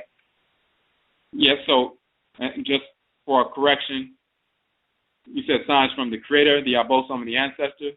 You say the Creator and the Creatress, the Abosom, and the ancestresses and the ancestors, as well as the supreme being. So Ra and Ra'et is the Creator and Creatress. Amen and Amenet, which is Nyamewaa-Nyame Nhyehyee, is the Great Mother and the Great Father. Ra and Ra'et, or Yonkumpon and the Yonkumpon and Akhan, are the Creator and the Creatress. Ra and Ra'et work together. The Abosom and then the ancestresses and ancestors. But yes, every step of the way, you're aligning, because when you're aware of yourself as Afurakani, Afuraitkaitnit, just to think about the term Afurakani, meaning I am Afurakani, every time you say the word Afuraka, Afuraitkaitnit, you are invoking Afura, which is the title of Ra. You're invoking Afurait, or Afrik, which is the title of Ra. You're invoking the divinity Ka, you're invoking the divinity Kait, literally. And this is what happens when people don't understand culture and cosmology. Then they're foolish. They don't understand the differences. They can't see how these terms were birthed. And we talked about, we have a broadcast, Ene, sounds of the abosom, and the nature of their birth name. So these various words that we have in our languages, they carry the energy of the abosom. They were birthed by the forces in nature. The way they move through creation, they generate sound vibration. We've talked about various, examples of that. If you have a rope and you swing it around in the air, it gives a whirling sound. You can replicate that sound with your vocal cords. When fire energy moves through space in a certain capacity, expanding and contracting, it generates certain kinds of sounds that we can replicate with our vocal cords. When Ra and Ra'et, fiery energy moving through space, they generate certain sounds. When Ptah and Sechima move through space, they generate different sounds based on their movement, based on their velocity. And we replicate those sounds with our vocal cords, and we announce their names or enunciate their names. When we talk about Afura and Afurait, Kait, these are forces in nature that preceded the creation of the universe. If you don't understand cosmology, if you can't show how your knowledge of the language is informed by these divinities through invocation, then you know nothing about language or linguistics. So you have Negroes talking about linguistics, they have no knowledge of cosmology, so their linguistic constructions are just silly because they're following the whites and their offspring. So when we're dealing with these forces in nature, every time you hear the names Afuraka, Afuraitkaitnit, you're invoking divinities. That aligns you with, when you speak Afu and you talk about Ra, Ra'et, that aligns your miniature Ba, your divine living energy with the great Ba and the great Ba'at, which is Ra and Ra'et. They are called the great Ba and the great Ba'at, the divine living energy in creation. So when you invoke them, you align your Ba with theirs. You align your Ba'at with theirs just by thinking of the name, those sound vibrations, or even picturing their images. Those geometric forms, when your life force energy through thought apprehends those geometric forms, it causes the life force energy within you to move within those structures and generate energy based on those geometric patterns. And it affects you in a measurable fashion. That's what all geometric forms do. This is why we had Adinkra symbols. This is why we have and had Medutu and so forth. This is why there are Veves and Vodun and different geometrical forms. The Kinga and the Bakongo tradition, these cosmograms, geometric forms carry power. When your life force energy moves through those forms, it's like if you have a drain in your bathtub and the water moves and swirls down the drain, it creates a certain kind of vortex of energy. If it was a pipe that was bent in a number of different ways, then it will move in a different way, and the energy moves differently. And it's what emanates from that is a different collection of vibration. So it's the same thing with geometric form, and the same thing with sounds, and the same thing with letters, and the same thing with these different steps. When you deliberate upon these steps, and it doesn't take a long time to do so, within seconds, that sacred deliberation begins to generate a magnetism toward these forces in nature that governs these steps. And it's very quick, and we're going to get into that ritual aspect of it in a second.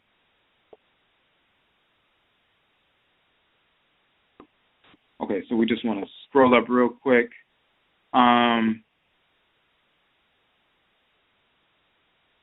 What are the specific connections between certain diseases and the spirit? I mean, if there is a family lineage or even individual of cancer, diabetes, arthritis, what can that tell a person about specific spiritual issues that must be dealt with? And it's different for different people. Now, some people, there's Sun Sun Yadie, which is spiritual illness. And there's Honhom Nyyehyee, which is physical illness. Honhom means flesh body. Nyyehyee or Nyyehyee means illness. So you have Honhom Nyyehyee, physical illness, and Sunsum Nyyehyee, spiritual illness. A physical illness can just simply be that somebody, swallowed some toxins or, got some poisoning or something like that, or ate some food that was spoiled or whatever it is, or got, bitten by a mosquito or something like that, and they have a problem. That's straight physical illness without a spiritual component per se. Now, you can backtrack and say, well, what put them in the position where they ended up connecting to that toxic food source, or put them in a position where they got bit by the fly or whatever? Were they following their Okraa or not? If they weren't, then you can say that's a spiritual basis for that illness. But typically when we talk about Honhom Nyyehyee, there's a direct correspondence between, a physical toxin, bacteria, something like that, injury, whatever it is, to the illness, and it can be dealt with primarily on a physical level with herb, medicine, and everything else. Then you have Sunsum Nyyehyee, which can take different forms, spiritual illness. Sometimes somebody has an abortion. The spirit of the child is still hanging around the area where it was aborted. And then fibroid tumors develop in that area because there's energy there causing blockages there, and then the body begins to secrete, extra estrogen because there's blockages. There's a blockage of energy. And then they develop fibroid tumors, and they get removed, and they come back again. They get removed, and they come back again. Until they engage in a ritual practice to remove that spirit away from that area, then they keep returning. Of course, the whites in our spring don't know anything about that.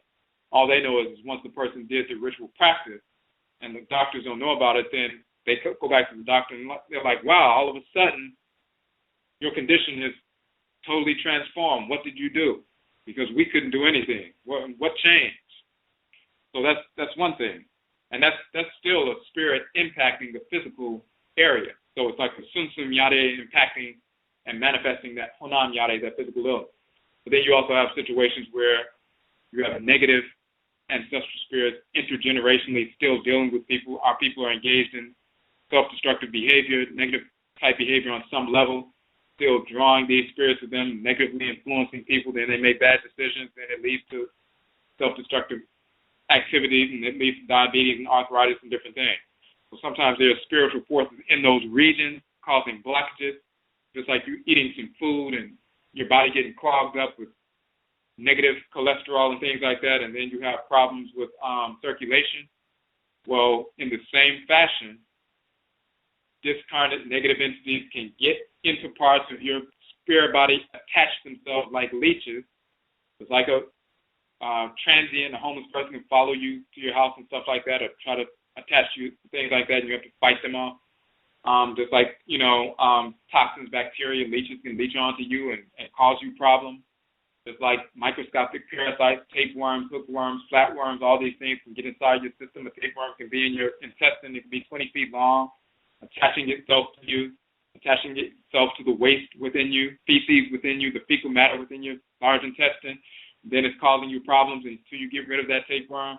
In the same fashion, the discarnate spirit can operate in the same fashion, become parasitic, attach itself to the fecal matter spiritually within you that you haven't let go, and then it causes blockages within your spirit body, your energy system. And until you get rid of that entity, then you're not going to be able to deal with the diabetes, the arthritis, and it seems like it's inherited intergenerationally. It's inherited to the extent that these discarnate spirits are still attached. Until you deal with them, then it's going to keep manifesting. So that's one thing. And by the way, with regard to the tapeworm within the intestines, when you look at the intestines and the way they are, the small intestine, the large intestine, and so forth, you also see the divinity Apep in the form of a snake or a serpent or a worm, and his body is in the same form, for example, in the Shat Imduat, in the form of an intestine. And they'll talk about that. That's like that negative spiritual force and physical force dwelling within the fecal matter, the lower regions, the intestinal regions, constantly trying to swallow the boat of Ra, the divine living energy, and so forth. And you see them fighting against it, including Set at the prow of the boat of Ra, spearing Apep, protect Ra, and so forth.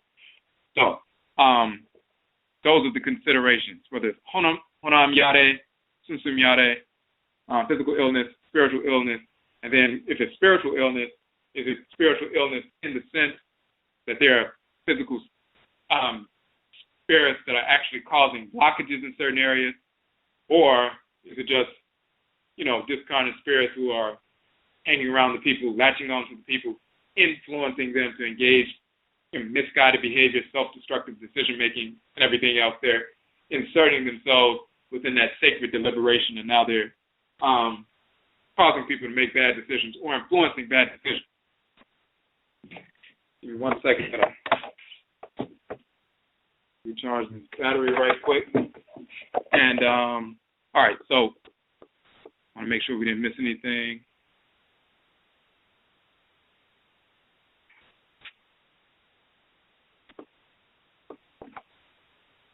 Okay. Just want to scroll down. This individual talked about the utilizing the term God, dumbing down our own spirit. And now we have an article, The Origin of the Term God is the Corruption of the Term Ga or Ganga from ancient Kemet, which is the title of Amen and Amenet. With that Ga or Ganga, he's called Ganga Ur, and Amenet is Ganga Urif or Urat. The root is Ga, meaning to invoke, to cackle, and they're the great goose and the great gander, the great cacklers, the great Ganga. And that term Ga, meaning to invoke or cackle, also means to pour, as in to pour libation. And this is why the whites and offspring say in the Proto-Indo-European language family, the term Go, meaning to pour, and Go, meaning to invoke, are one of those two are the origins of the term God, but they don't know why Go has those two different meanings and where it comes from. We show the cosmology of ancient Kemet, as well as those terms in ancient Kemet, as well as in the Akan language, dealing with invoking and pouring as well, where that comes from. But once you get to God and Goddess and so forth, it begins to, as you say, dumb that down. And then the question, ancestral spirits, can they understand what you're trying to say when you speak to them in a retarded manner, self-destructive manner, and so forth? The key with regard to that is your intent, what you're trying to say. So, for example, speaking English to the Nsamanfo, the ancestresses and ancestors, of course, your recently departed ancestresses and ancestors, your mothers, grandmothers, grandfathers, and so forth, uncles, aunts. Of course, they understand English because they spoke English. Or if you were enslaved in the Spanish-speaking area or French-speaking area and so forth, or Portuguese, they understand that. But we still don't project those terms to them because it's a polluted language. And of course, the other ancestresses and ancestors, they don't speak English, and of course, you don't need to project that filth towards them. The Abosom don't speak English, they don't listen to that. You send those discordant vibrations, they just knock that back down. It's not a sense where, Eshu or Awukwa Nansi or Legba, he understands all languages, so it doesn't matter what you pray to, what language you pray to the divinity, and he's going to translate it. That's not true either. They're not listening to any English language. When we have a pure intent and we're trying to attune to the forces in nature, if people are making mistakes because they've been misled and they're sitting down pouring libation in English and all that nonsense, the Nsamanfo are not listening to that. The Abosom are not listening to that. They're attuning to your intent. Even before you say the words, you already have the intent. If you want to ask somebody, what should I do about this situation at my job? Before you say those words, you already know what you want to say, but you find the English words to match what you're saying. The divinities and forces in nature, the Nsamanfo, they attune to the intent, that energetic intent, that desire to address an issue. Before you even step to wrap English verbiage around your desire and your expression, they already attuned to the energetic desire. In the same fashion, if you decide, okay, I'm not going to say this in English, how would I say this in Spanish? And then you start trying to figure out how to convey your intent in Spanish. Before you find the Spanish words, the intent already exists. You visualize it, you attune to it, you know what you want to do, you know what you want to find out. They attune to that energetic intent. They don't attune to the silly words, so they're not listening to that. And it's the same thing like with regard to a child, with a baby. You attune to the baby. Before the baby learns how to speak English, they're saying all kinds of words that don't make sense. You're not paying attention to the words that don't make sense and the sounds that don't make sense. You're attuning to their intent, and you make sure they get everything they need, and that's exactly what you do until they grow to the point where they can speak and communicate directly with you and convey to you exactly what they're feeling. You have to be able to attune to what they're feeling. You have to do that with a pet. You attune to what the pet is trying to get you to do because they're not speaking the same language. In the same fashion, when we have not been able to speak ancestral languages, and we haven't learned any ancestral languages at any point, but we have a pure intent, they attune to the intent anyway. Even if we were deaf, we were born deaf. Does that mean we can't practice ancestral religion because we can't speak? Of course not, because they attune to our intent, our motivation, whether we can speak them or not. And once we begin to, people get involved in ancestral culture and they begin to learn some things. They may have been misled by some pseudo-priests and priestesses or people who are just misinformed, talking about, hey, it's okay to pray in English, we do it all the time. Your ancestresses and ancestors will direct you immediately not to do that. And then you'll share that with the so-called priest or priestess, and they'll tell you you have a Western mindset, and as you can communicate in all languages, that's nonsense. But they're still locked down in that colonized mindset, and they won't let go of the white offspring. Anytime you have an opportunity to let go of white culture, you should take it if you're intelligent, if you're grounded. But if you're making excuses to continue to force, you're going to start forcing English words and vibrations and so forth onto the egungun, the unsamafo, the abosom, the orisha, and so forth, simply because that was forced on you. Now you're going to force it on them. They never had that before until you were enslaved in America. Now you're going to force that on them. That's enslaved mind. When we first started learning about culture, one of the first things we did when we first poured libation, first went to the shrine, we were like, never going to speak English, that filthy, perverse language of our enemies, to our divine. Okay, it's up. There was a little problem. Can people let me know in the chat room if you can hear once again? Somebody send a message. Oh, the sound's back on. Okay, so there was something going on with the with Blog Talk. Every now and then that happens. So let me make sure. All right. So we were talking about. Okay, so it's back up. All right. So we were talking about the whole notion of not utilizing those sound vibrations. Somebody asked that question. I'm trying to scroll through the chat room to see if we can find the question, and some of it disappeared. Let me know if that answers the question. All right.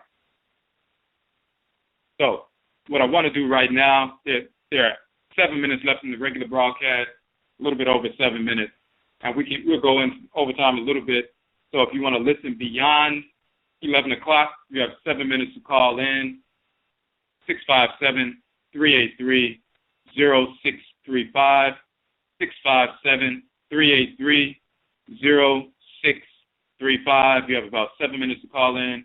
You have to call in before 11 o'clock, because if you wait past 11 o'clock, then you won't be able to get onto the phone line. And if you're only listening on the chat room, then you won't be able to hear anything beyond 11 o'clock.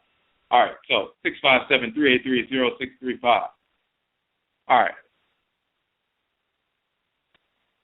Okay, so you said it cut off when I was saying that. So I was just basically saying that when we first started pouring libation, our response when we were learning about true history and culture and things like that a number of years ago, we were like, we're never going to pour libation in this perverse language of the white offspring. We're not going to do that. We decided that from the beginning. So even if we only knew a few words, 5 words in ancestral language, we're going to use those, but we're not going to pour libation or pray or engage in any ritual activity bringing white culture to the ancestral realm. We're trying to get away from white culture. Why we're going to bring that perversity, those perverse vibrations, and project them to our ancestresses and ancestors. We're repelling them. So, and then we were saying that other individuals will try to convince people, no, you should be using that. And they'll get angry because, they become exposed. They were engaged in disordered behavior. Their krawa has been pulling them away from engaging in that. They've rejected and neglected their krawa all along. They've been misinforming people for years, sometimes decades. Then somebody comes along who just got involved in the culture and they say, hey, this is foolish. What are you doing? And that exacerbates, once again, that separation, that disalignment that they're already dealing with their own within their own Okraa. So then sometimes if they're intelligent and mature, they will reflect on that and they'll say, you're right. I went to the shrine last night and they confirmed what you said. Of course, we shouldn't be doing that. And we're no longer going to be using English, praying in English at this shrine, only our ancestral language. But then those who are immature, they will create reasons why they must continue, and they're going to continue to force Eurocentric, languages and ideas and, that nonsense, projecting them toward their Ntomako. And when they're in that kind of dilemma, as we said earlier, they, they're fighting against themselves. There's a push and a pull. There's a repulsion going on. And when you're fighting against yourself, you weaken yourself, then your spiritual immunity begins to be compromised. And then influences from other discarnate, wayward type entities begin to flood the minds and consciousness of such people, and they come up with all kind of foolish ideas and rationalizations about various things that they're doing and what they should incorporate because they're being negatively affected.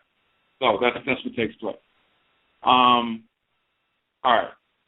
So we're going to take one of these phone calls, and then we're going to get into dealing with the Aakhu, or the Honhom, as we say in the Akan tradition, ritually dealing with Susu, which is a term for meditation in the Akan tradition.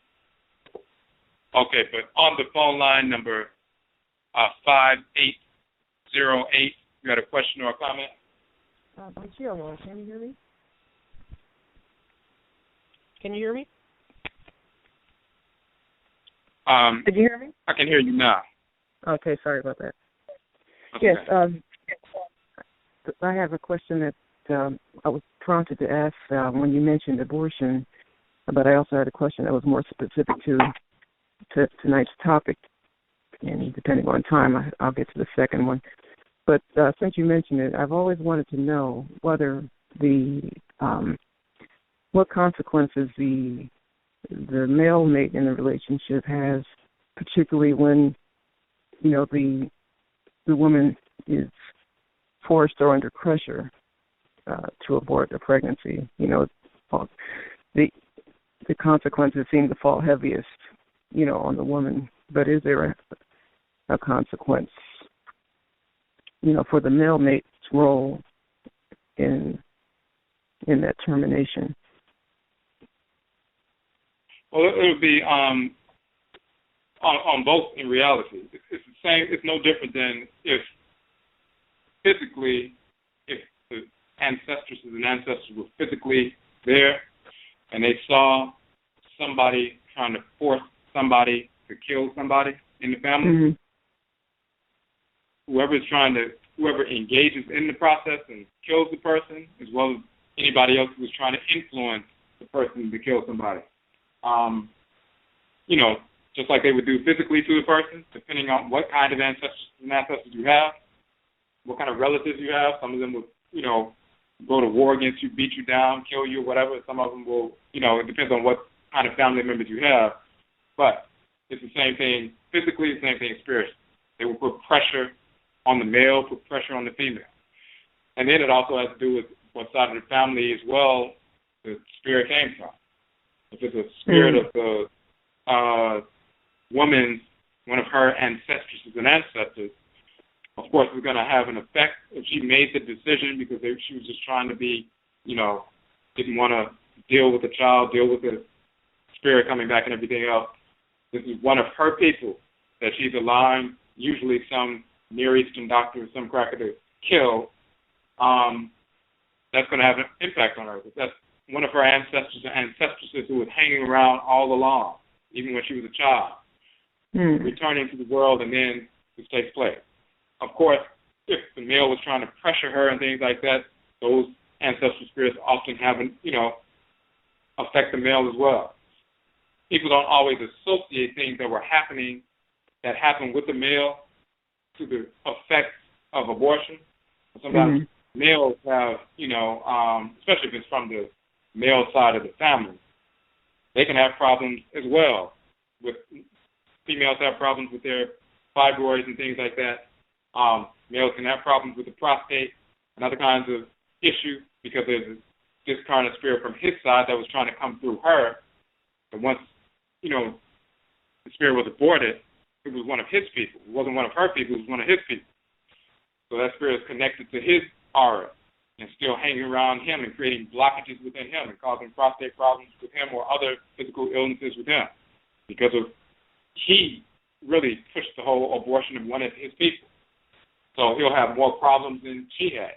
You know what I'm saying? So sometimes most times people don't recognize that there's a direct connection between certain things happening with the males, whether it's physical, financial, and in other ways, mental, emotional, after an abortion.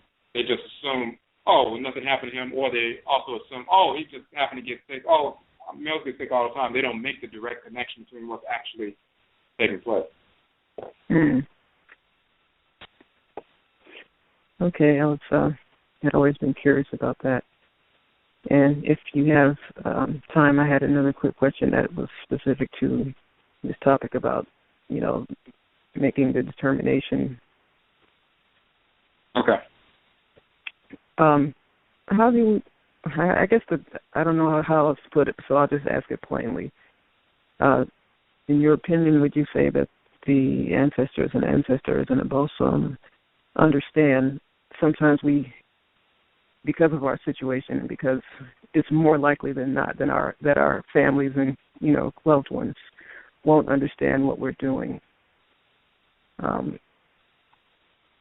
do we explain or not explain, the activities that we're involved in? You mentioned, attesting, and I don't know if you meant, attesting to your current family or future generations, the benefits and the results of this, participating in this system. But it's just... You say how do... Well, the key is, with regards to benefits and how they will receive the benefits, on one hand, it's dependent upon, or even recognize, the value of what you're doing.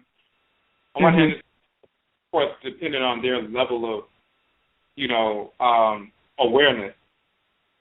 On the other hand, it's also dependent on you yourself just doing the work that you know you need to do and moving in the direction you know you need to move in. Because sometimes a large percentage of our people will only, recognize the value in something if they see something moving and see something working. See somebody focused, see somebody deliberate, see somebody, keeping focus like that, sixth part of the decision-making process, keeping focus on the validity of their decisions. The last one is taking ownership of their decisions, the behavior, and the result. And they see you moving in that direction, even if things don't seem to be quote-unquote working at first, or they say, you're no different than anybody else.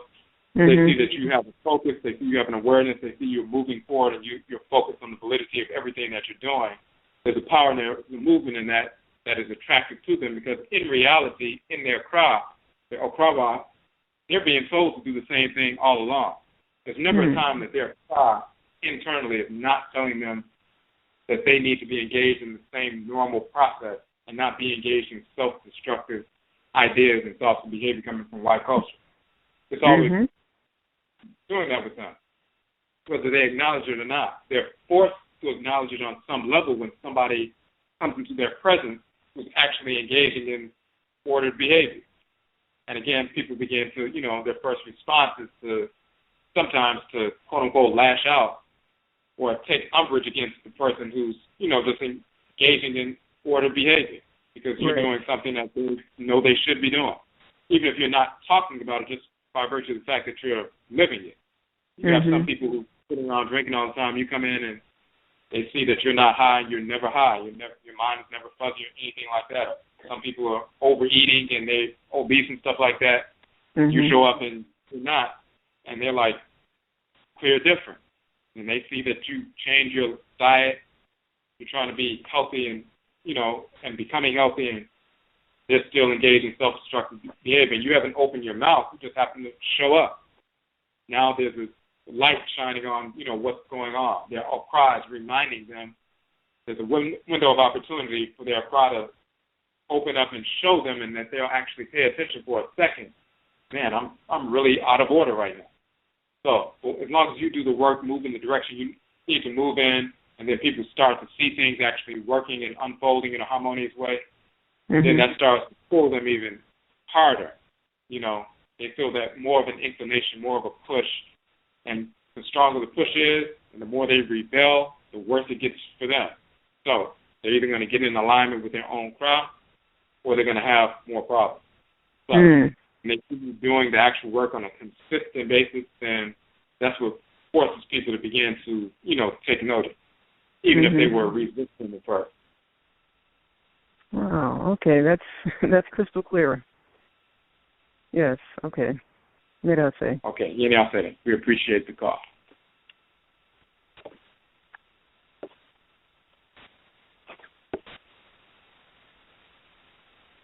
Okay. And what we want to do is we're going to take one more call, then we're going to get into this notion of Susu or Susu Hom, which is meditation in association with the Aakhu. On the phone line number 8760, you had a question or a comment? I just wanted to ask real quick while you were talking about names and whatnot. Do you have on your site a list of names? Because I was looking for some to change my name to. Do you have like a list of family names and praise names or whatever to select from, or see which one I connect to or whatever? No, we don't have a list of names, but what we do have is a process. The process, and when we talk about the process, if you look at we did a broadcast, Renin and Reninit, the nature and function of the rain, the name. You can look on our YouTube page for that as well. It's on the Blog Talk page channel, but you can also look on the YouTube page. You'll find it quickly on the YouTube page, Odwirafo on YouTube. And we go into detail about the nature and the function of the name, as well as the process. And the process will lead you to that, meaning dealing with your Samafo, your ancestors and ancestors, or your Aakhu, your ancestors and ancestors, learning directly from them what ancestral group, what ancestral clan you are incarnate of. And then once you find that out, which they probably already nudge you towards that, anyway, they'll just end up confirming. You've probably been drawn to one specific culture more than any of the others, even though you may like things about the others, but there's probably been one that you're more drawn to than the others. They'll confirm it for you so you'll know for sure, and then you begin to study that culture, and then you can get information and resources about that culture. So if it's the Congo, you start studying Congo language and culture. If it's Akan, you start studying that. If it's Yoruba, you start studying that. If it's Basa, you start studying that.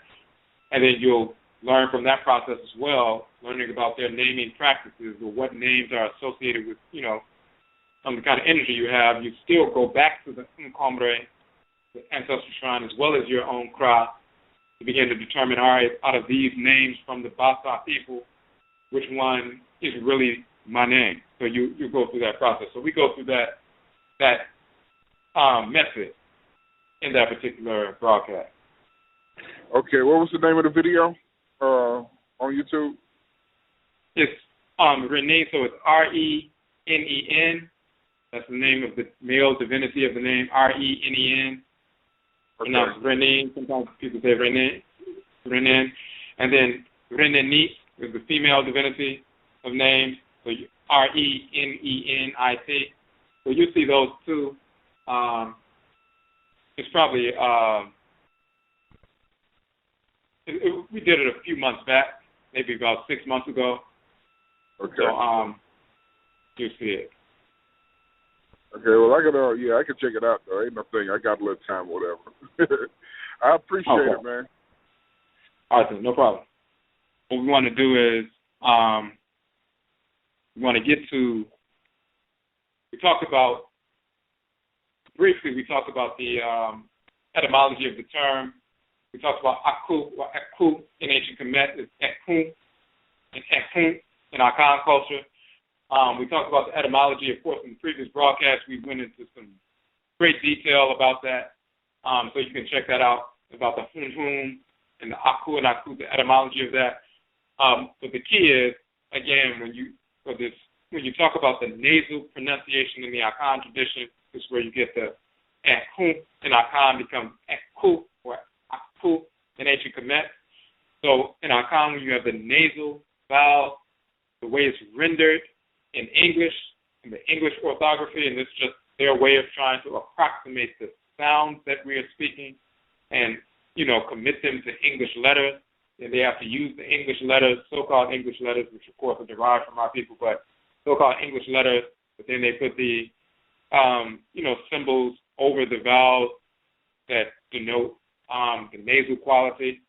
So whether it's H-O, or H-U, or as opposed to an open H-O, ho, is H-O with a nasal, or F, H-U, instead of an open U, who is actually H-U nasal, and O, H-A-N, instead of Han is Han, another nasal. And then, of course, you have Ehon, which is, we talked about the marrow in the bones, the pith, which is inside, inner, and then also the brain, and physically it's talking about the pineal gland, that which is within the marrow, within the brain, in the head, that inner portion of the head, the inner portion of the brain, which is the pineal gland, Ehon, and that's why it is the root of the term Ehon, home, and Honhom is talking about the inner pith of the brain, Ehon, mu, within, Humi, which is breath, Honhom, or Hom, Muhom. Hom, Muhom becomes Hom. And that's the same term, that duplication you find in ancient Kemet, that Ehon becomes the Aakhu. That's the way it's pronounced in ancient Kemet, Aakhu and Aakhu, dealing with divine wisdom. Now, going back, H-O, meaning self, H-U, nasal, meaning to see, to perceive, which is also the root of the term Ohun, meaning wisdom, knowledge. And by the way, Ehun, which is H-U, is fear, but Ohun means knowledge. So when you have knowledge, Ohun, you get rid of Ehun, or fear. Fear is the perversion. Ohun is the knowledge. Ehun is the fear. That's the corruption in that sense. So you have H-O, self, H-U, Ohun, knowledge, or to see, to perceive. Hun, which means bright, brilliant, illuminate, and so forth. And then Ahon, which is inside, internal, the pith, the marrow, the bones, within the marrow, within the brain, the pineal gland, and so forth. And Honhom, Ahomi, meaning breath. Honhom means the inner piece, the inner pith, the inner brain that's connected to the breath. And that's why they say the Honhom is the spirit within the breath that flies away from the body after death in the form of a bird. And of course, that bird is the bird of the Aakhu, the crested Habui, or the crested ibis, the bird of Tehuti and Heki, male and female forces of divine wisdom. And of course, as we said, those terms deal with illumination, the shining ones, the fire, third eye, and all of that in ancient Kemet, the exact same, terminology. Now, when we talk about Ehum, the spirit within the breath, you find that A-H-U-M, Ahum, also means a gentle breeze or a breath. And then Ahumi means breath or breathing. And then sometimes they'll just use the term Honhom just for breath in general. That's dealing with the illumination within the marrow, the illumination within the marrow, being connected with the ahumi, with the breath. So when you're engaged in susu, hong, susu, or meditation, reflection, you're dealing with the illumination that's within the quote-unquote third eye region that's carried upon the breath by that bird, that divine crested habui bird or ibis bird. So when you're engaged in meditation of susu, hong, you pull libation at the shrine, you invoke the Supreme Being, you invoke the abosom, you evoke the ancestresses and ancestors, or if you're at the shrine for your Okraa, your soul, your divine consciousness, your Krawa, you invoke that divinity, and then once you invoke that divinity through ritual prayer, sound vibration, you're calling the divinity. That is, voke meaning to call. Just like you call somebody and say, hey, come over here. The ritual prayer, the libation, the ritual prayer, each ritual song, ritual dance, and so forth, is to call the divinity. And once you call the divinity, using your sound vibration to provoke their energy. If you were in a dark room and somebody called your name, the sound vibrations would reach across the room and stimulate you, and you would turn and move towards the sound. You've been provoked or pushed by the sound vibration that you can feel, and then you're drawn to the source of the sound vibration. So you're using sound vibrations to provoke the energy of the abosom, and provoke your own cry. Once you provoke that divinity, to bring that divinity closer to you and you closer to that divinity conscious-wise, then now that they're there, open, aware, and you want to engage in communication, then you sit down and you engage in susu, hong, communication through meditation, but it's carried upon the breath, as we said.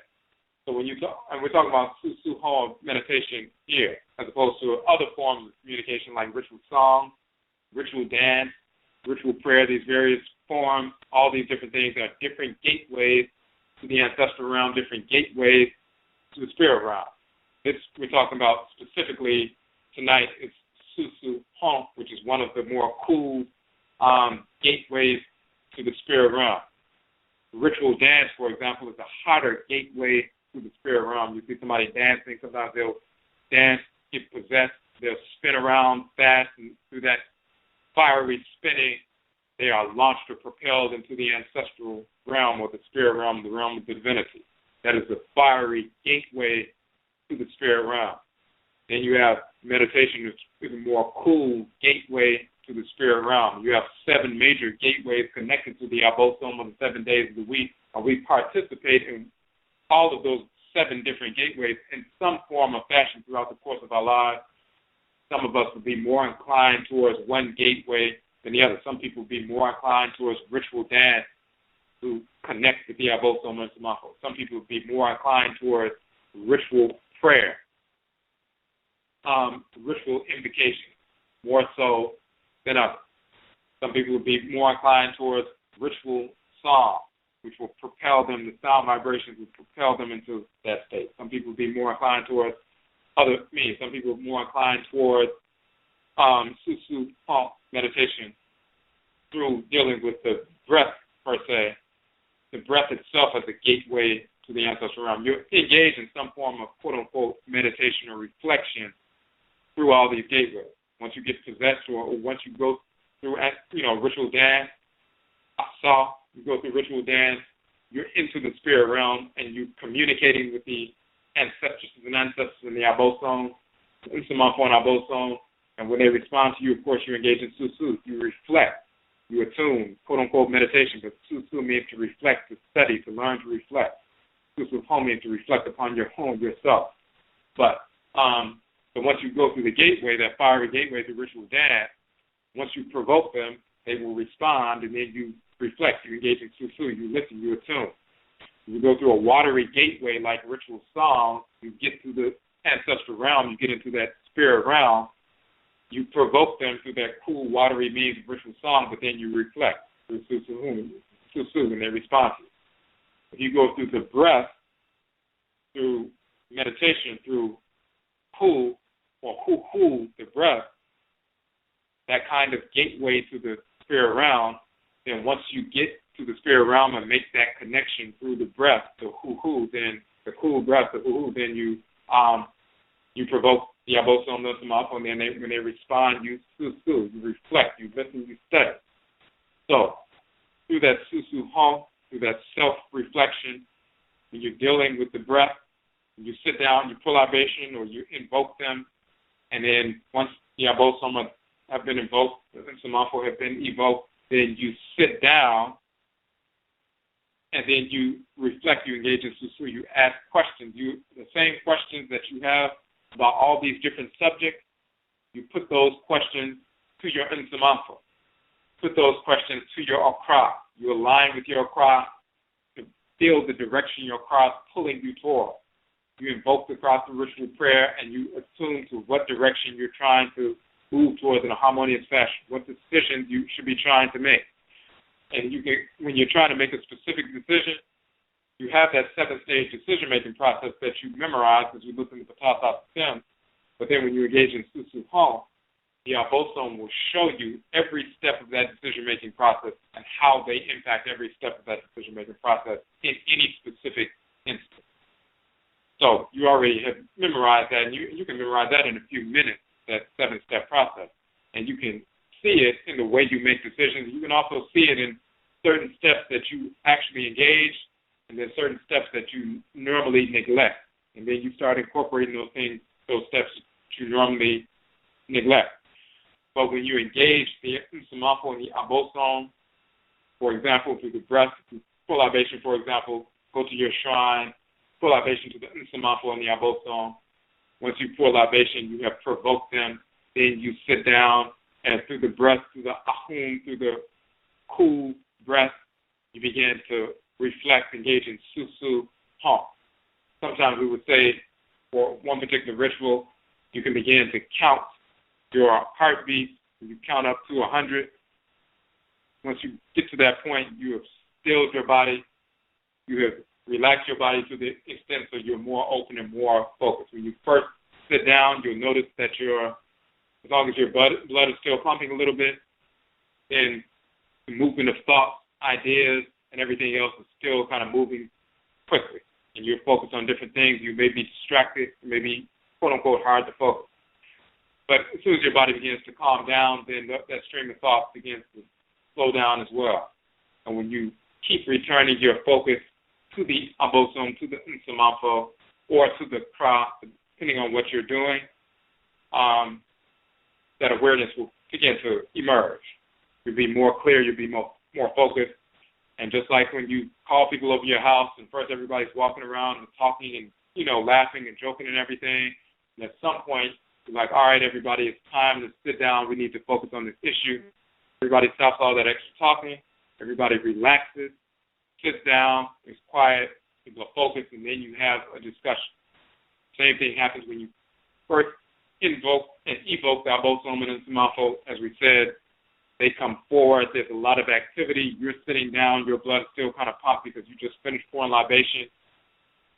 Everybody's moving around, meeting, congratulating, hugging, greeting one another and all of that. But then you slow down, you calm down, they calm down, relax, focus, and then you engage in susu.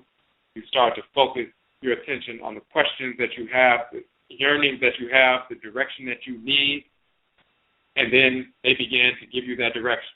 You can visualize those things. You don't have to speak it in English. You already know what you're going to them for. There are things you know you want to know, and they will plant in your mind those images. They'll plant direction, words, sounds, whatever it is.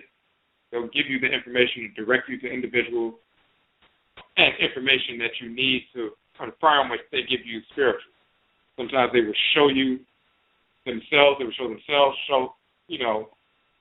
symbols. Sometimes they'll show you different things. Sometimes they will speak to you in the language of your ancestral language, even if you don't understand it, and therefore you get up and you start going to find out what these words mean. And then you'll find out those words mean exactly what they were trying to convey to you, even though you didn't know the language. And you'll be able to confirm that they were speaking to you in the ancestral language and addressing specific issues that you were asking about in the language. So this is how we begin to develop experience. And in this specific aspect, we're dealing with the Aakhu, that pineal gland. When you sit down, you engage in that breath, breathing, and so forth. Because when you have the Ba, your divine living energy, that's the fire, that's the power. Of course, your Ka, your divine consciousness. You stimulate primarily your divine consciousness, your Ka, your Kait, with that invocatory apai, that invocatory prayer, those sound vibrations. Even the term Ka and Kait is that release of sound vibration. And we talked about Amen is Gan, Ga, Or, the great cackler, and Amenet, Ganga, Orit, the great cacklerette, the great goose and gander, that is, cackling and sending forth vibrations that create the universe and cause matter to move in the primordial ocean and so forth. Those sound vibrations cause the black substance to begin to vibrate.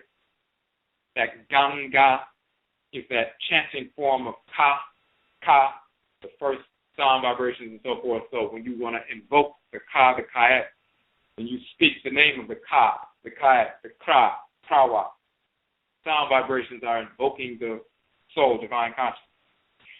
And then you have that firepower, the divine living energy within the Ba, moving through your system and through your movements, ritual movements and so forth. You start stimulating that divine firepower within your bloodstream, that Ba, that Ba'et. And you do that through the breath as well, through the movement as well as through the breath. Heating yourself up through ritual practice.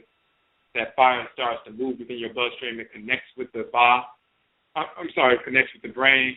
The blood connects with the brain. The Ba connects with the Ka. The red blood connects with the black substance, the red land and the black land and so forth. Ba and Ka unite. So this is what's happening within you. Then when the Ba and the Ka unite, they talk about in the text, when the Ba and the Ka unite, the spirit and the soul unite, then the person becomes an Aakh, an illumined ancestor or ancestral. Now that means a couple of things. In the after-death state, when you make your transition, if you pass the weighing of the heart and so forth, and you're shown to have been living in harmony with divine order, then your Ka, that divinity, reinstalls itself in the head region of your spirit.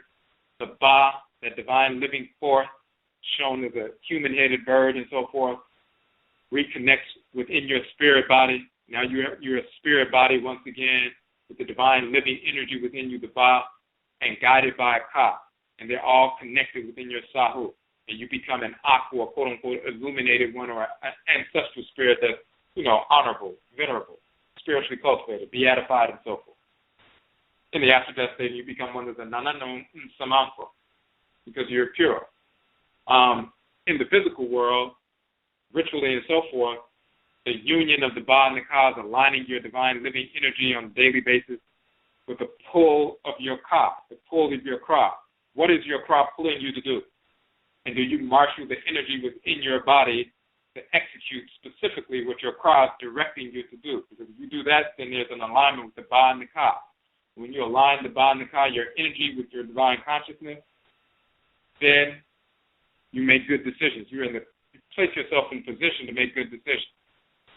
When you align the Ba with the Ka, then you stimulate the Aakhu, the pineal gland, the light-sensitive gland. When you stimulate that gland, then you can pull down what's in the brain. Pull down like the pull-down menu on the computer.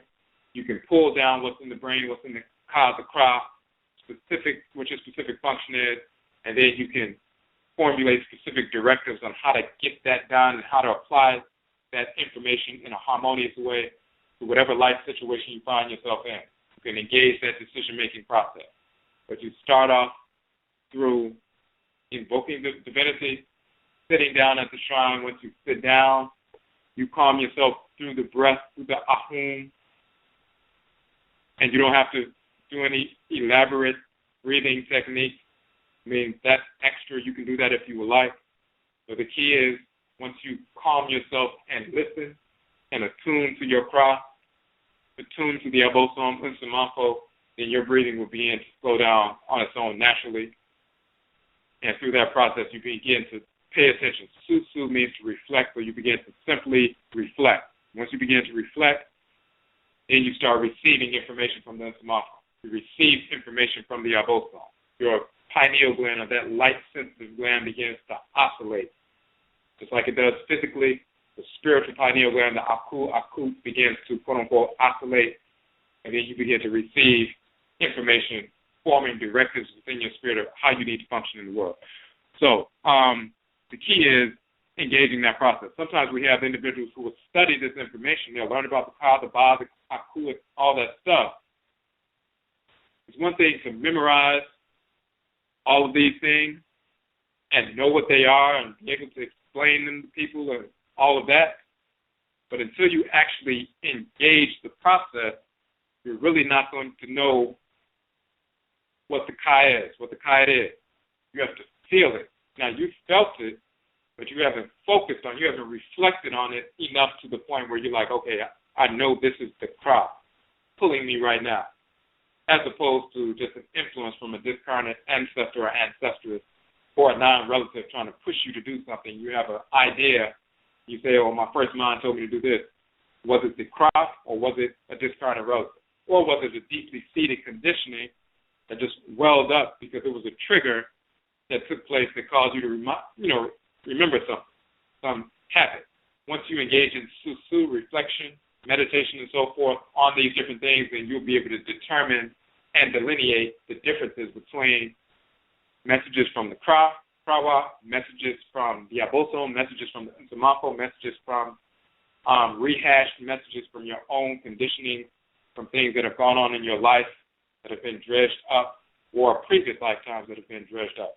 So, old habits and things like that. So the key is engaging the process. It's nice to learn about the information because that gives you a structure to see how things are unfolding, but you must engage the process. Establish your Nkomre, ancestral shrine. Establish a space for your Okraa, shrine for your Okraa, so you can begin that process, and especially with the Okraa, but with the ancestors as well, the Nsamafo as well, the Nsamafo as well. Sitting with them on a periodic basis as well as with your own Okraa on a periodic basis, to begin to ask those questions and reflect on the information that's being flooded to you. That's the key. All right. We want to go through the chat room right quick and make sure we didn't miss anything.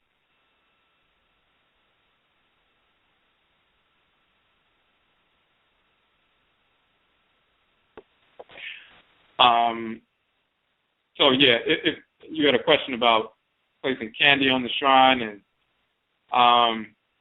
the kids keep eating the candy for Papa Legba. So yes, you want to simply explain to them, just like you explain to them that taking things from somebody else is not right. They know not to take other people's things. Explain to them what's going on. And children are very receptive to the voodoo, very receptive to the, Egungun and so forth. They're very receptive just to the ritual culture, ritual practice in general, because it's fascinating to them. So when you explain to them who Papa Legba is and give them a description or tell them stories about, the voodoo and everything, and incorporate in that why they shouldn't take things, they'll catch up very quickly. They'll attune themselves and recognize what's going on, and then they'll sanction one another if one of them tries to, do what they shouldn't be doing. So we just want to scroll down here real quick, make sure we didn't miss anything else.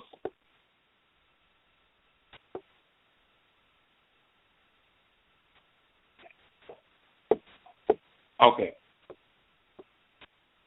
Hold on 1 second. Pull this up right quick.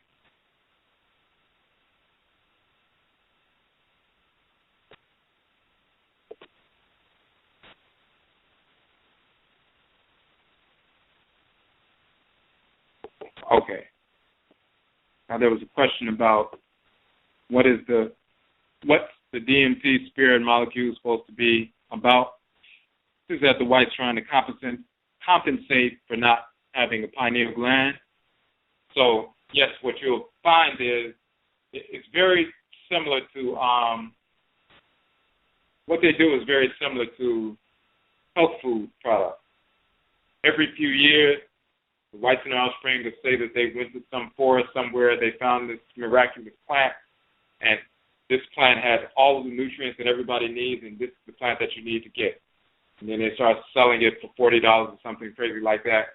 Everybody jumps on it, and then a few years later they find out that, studies come out and it's not as potent as that they said it was, and then next thing you know, there's a new plant that comes out, and every few years something new that everybody must coalesce around. This is the way they promote things. And it's the same thing with regard to, for example, melatonin was a big thing. They were really pushing that over a decade ago, and then they started realizing people were having problems because they were taking all this melatonin, so all of a sudden that big fanfare around melatonin, diminished. The same thing happens with regard to the pineal gland. People are talking about the pineal gland and third eye and all these different things, and then they start finding out about calcification of the pineal gland.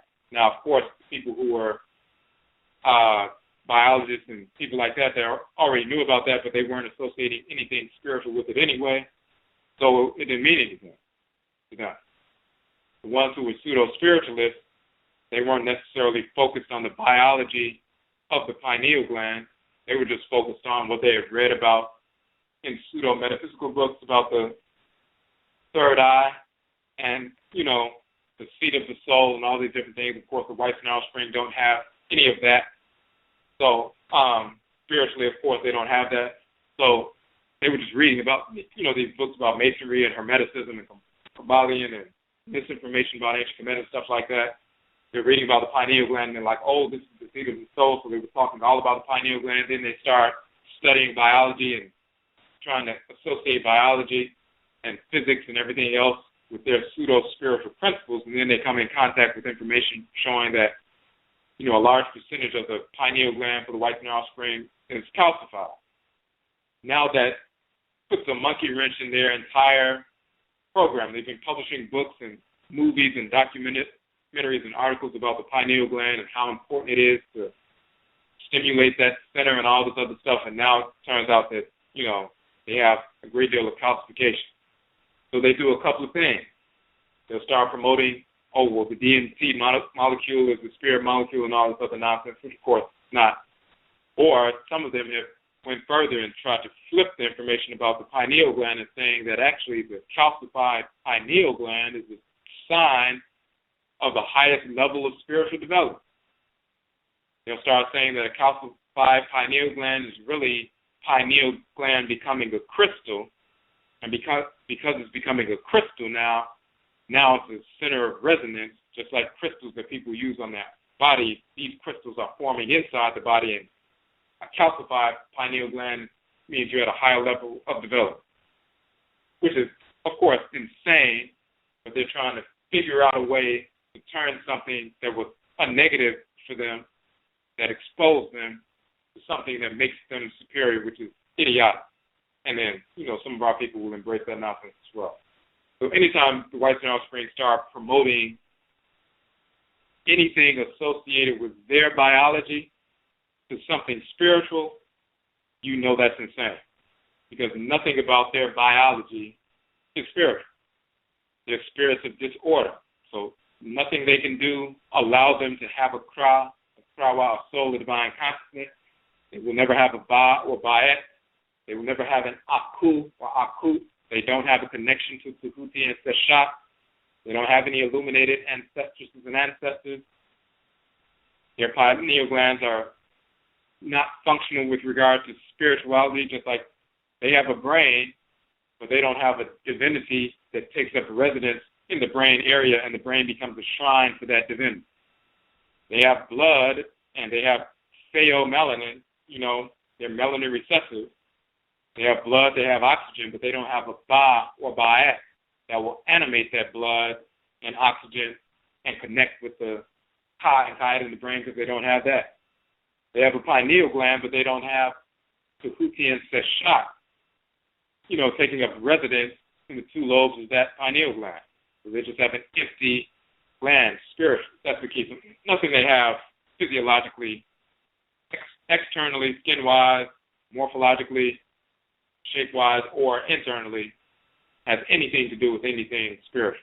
If you don't have a Ba, if you don't have a Ka, if you don't have an Aakhu, you can't engage in spirituality because you have no connection with the forces, the nations, the divinities. You have no connection with the Supreme Being.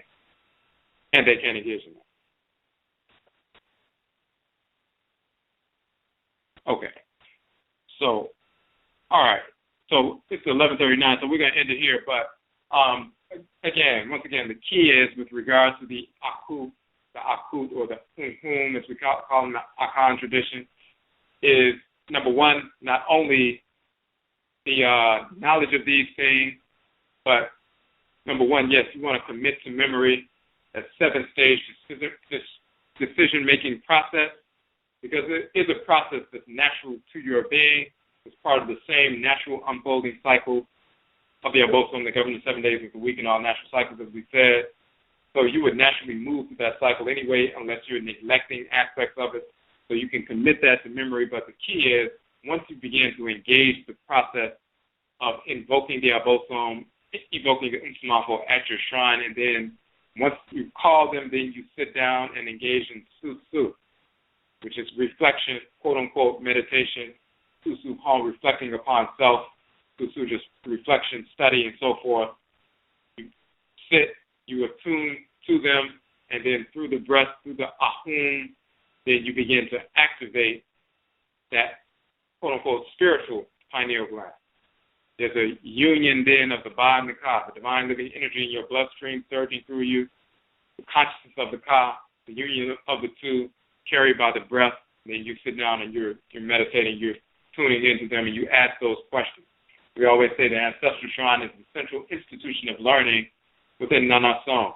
Whatever questions you have about the Abosom, about the Nsamafo, about the nature of creation, about different things that take place in your life, their commentary or their insight into these various things, you asking those questions is you're engaging in the process of Hum, which means to see or to perceive, so that you can gather Okum, which is knowledge, understanding. And once you gather that, then you can apply that to specific situations in life, using that 7-stage decision-making process, making those proper decisions. And when you do that, that's Inyansa, that's wisdom. So, but the key is you have to engage the ritual practice. If you don't engage the ritual practice, it's just intellectualism. Once you engage the ritual practice, and you engage that susu, utilizing your breath, and remember, ahum also meaning a slight wind or a brief, gentle wind, as well as hum meaning the breath and the spirit animating through the breath and so forth. So it's the connection between the breath and the connection between the spirit of enlightenment, illumination, wisdom, attunement, light-sensitive gland, all of that. So it's the union between the Ba and the Ka. So you engage that ritual practice, you can get the information and direction on any subject matter, and then the Nsamafo will direct you to individuals as well as information throughout the course of everyday life that will confirm the information that they gave you spiritually, so that you can confirm it tangibly, physically, and then you can share it with other people. All right. And another question is, will they come even if you don't have incense or food offerings? Yes. So the Nsamafo are connected to you wherever you are. Just like, for example, your Nananom Nsamafo, your spiritually cultivated ancestors and ancestors, they are literally a family member. So just like you could call your family members over to your house, if you had a feast waiting for them, you could call them over to your house if you didn't have a feast waiting for them. If you didn't have a feast and you didn't have the funds, if you didn't have the means to make them some food, but you needed them for guidance, and you ask them, hey, I need some help, they're not going to say, well, until you make a feast for me, I'm not going to come and listen to what's going on. The Nananom Nsamafo spiritually cultivated ancestresses and ancestors are actually assigned to us by Nyamewaa-Nyame to assist us in our development. So if you have the means and you engage in ritual process, of course you can put the food out there. That's a ritual process to provoke their energy as well. The energy of the food provokes the energy of their spirit. The energy of the incense provokes the energy of their spirit, and so forth. So that's a way for provoke their energy as well as for you to align with them as well. Because it provokes your energy as well. When it provokes and awakens your energy and provokes and awakens theirs, then there's a fusion that takes place. But if you do not have that for one reason or another, they will still come with you because they're connected to you. That just enhances the communication so that you can have a more full and clear communication. And it also helps to repel other negative entities or negative influences and so forth. It helps to push that out so you can have a clear communication.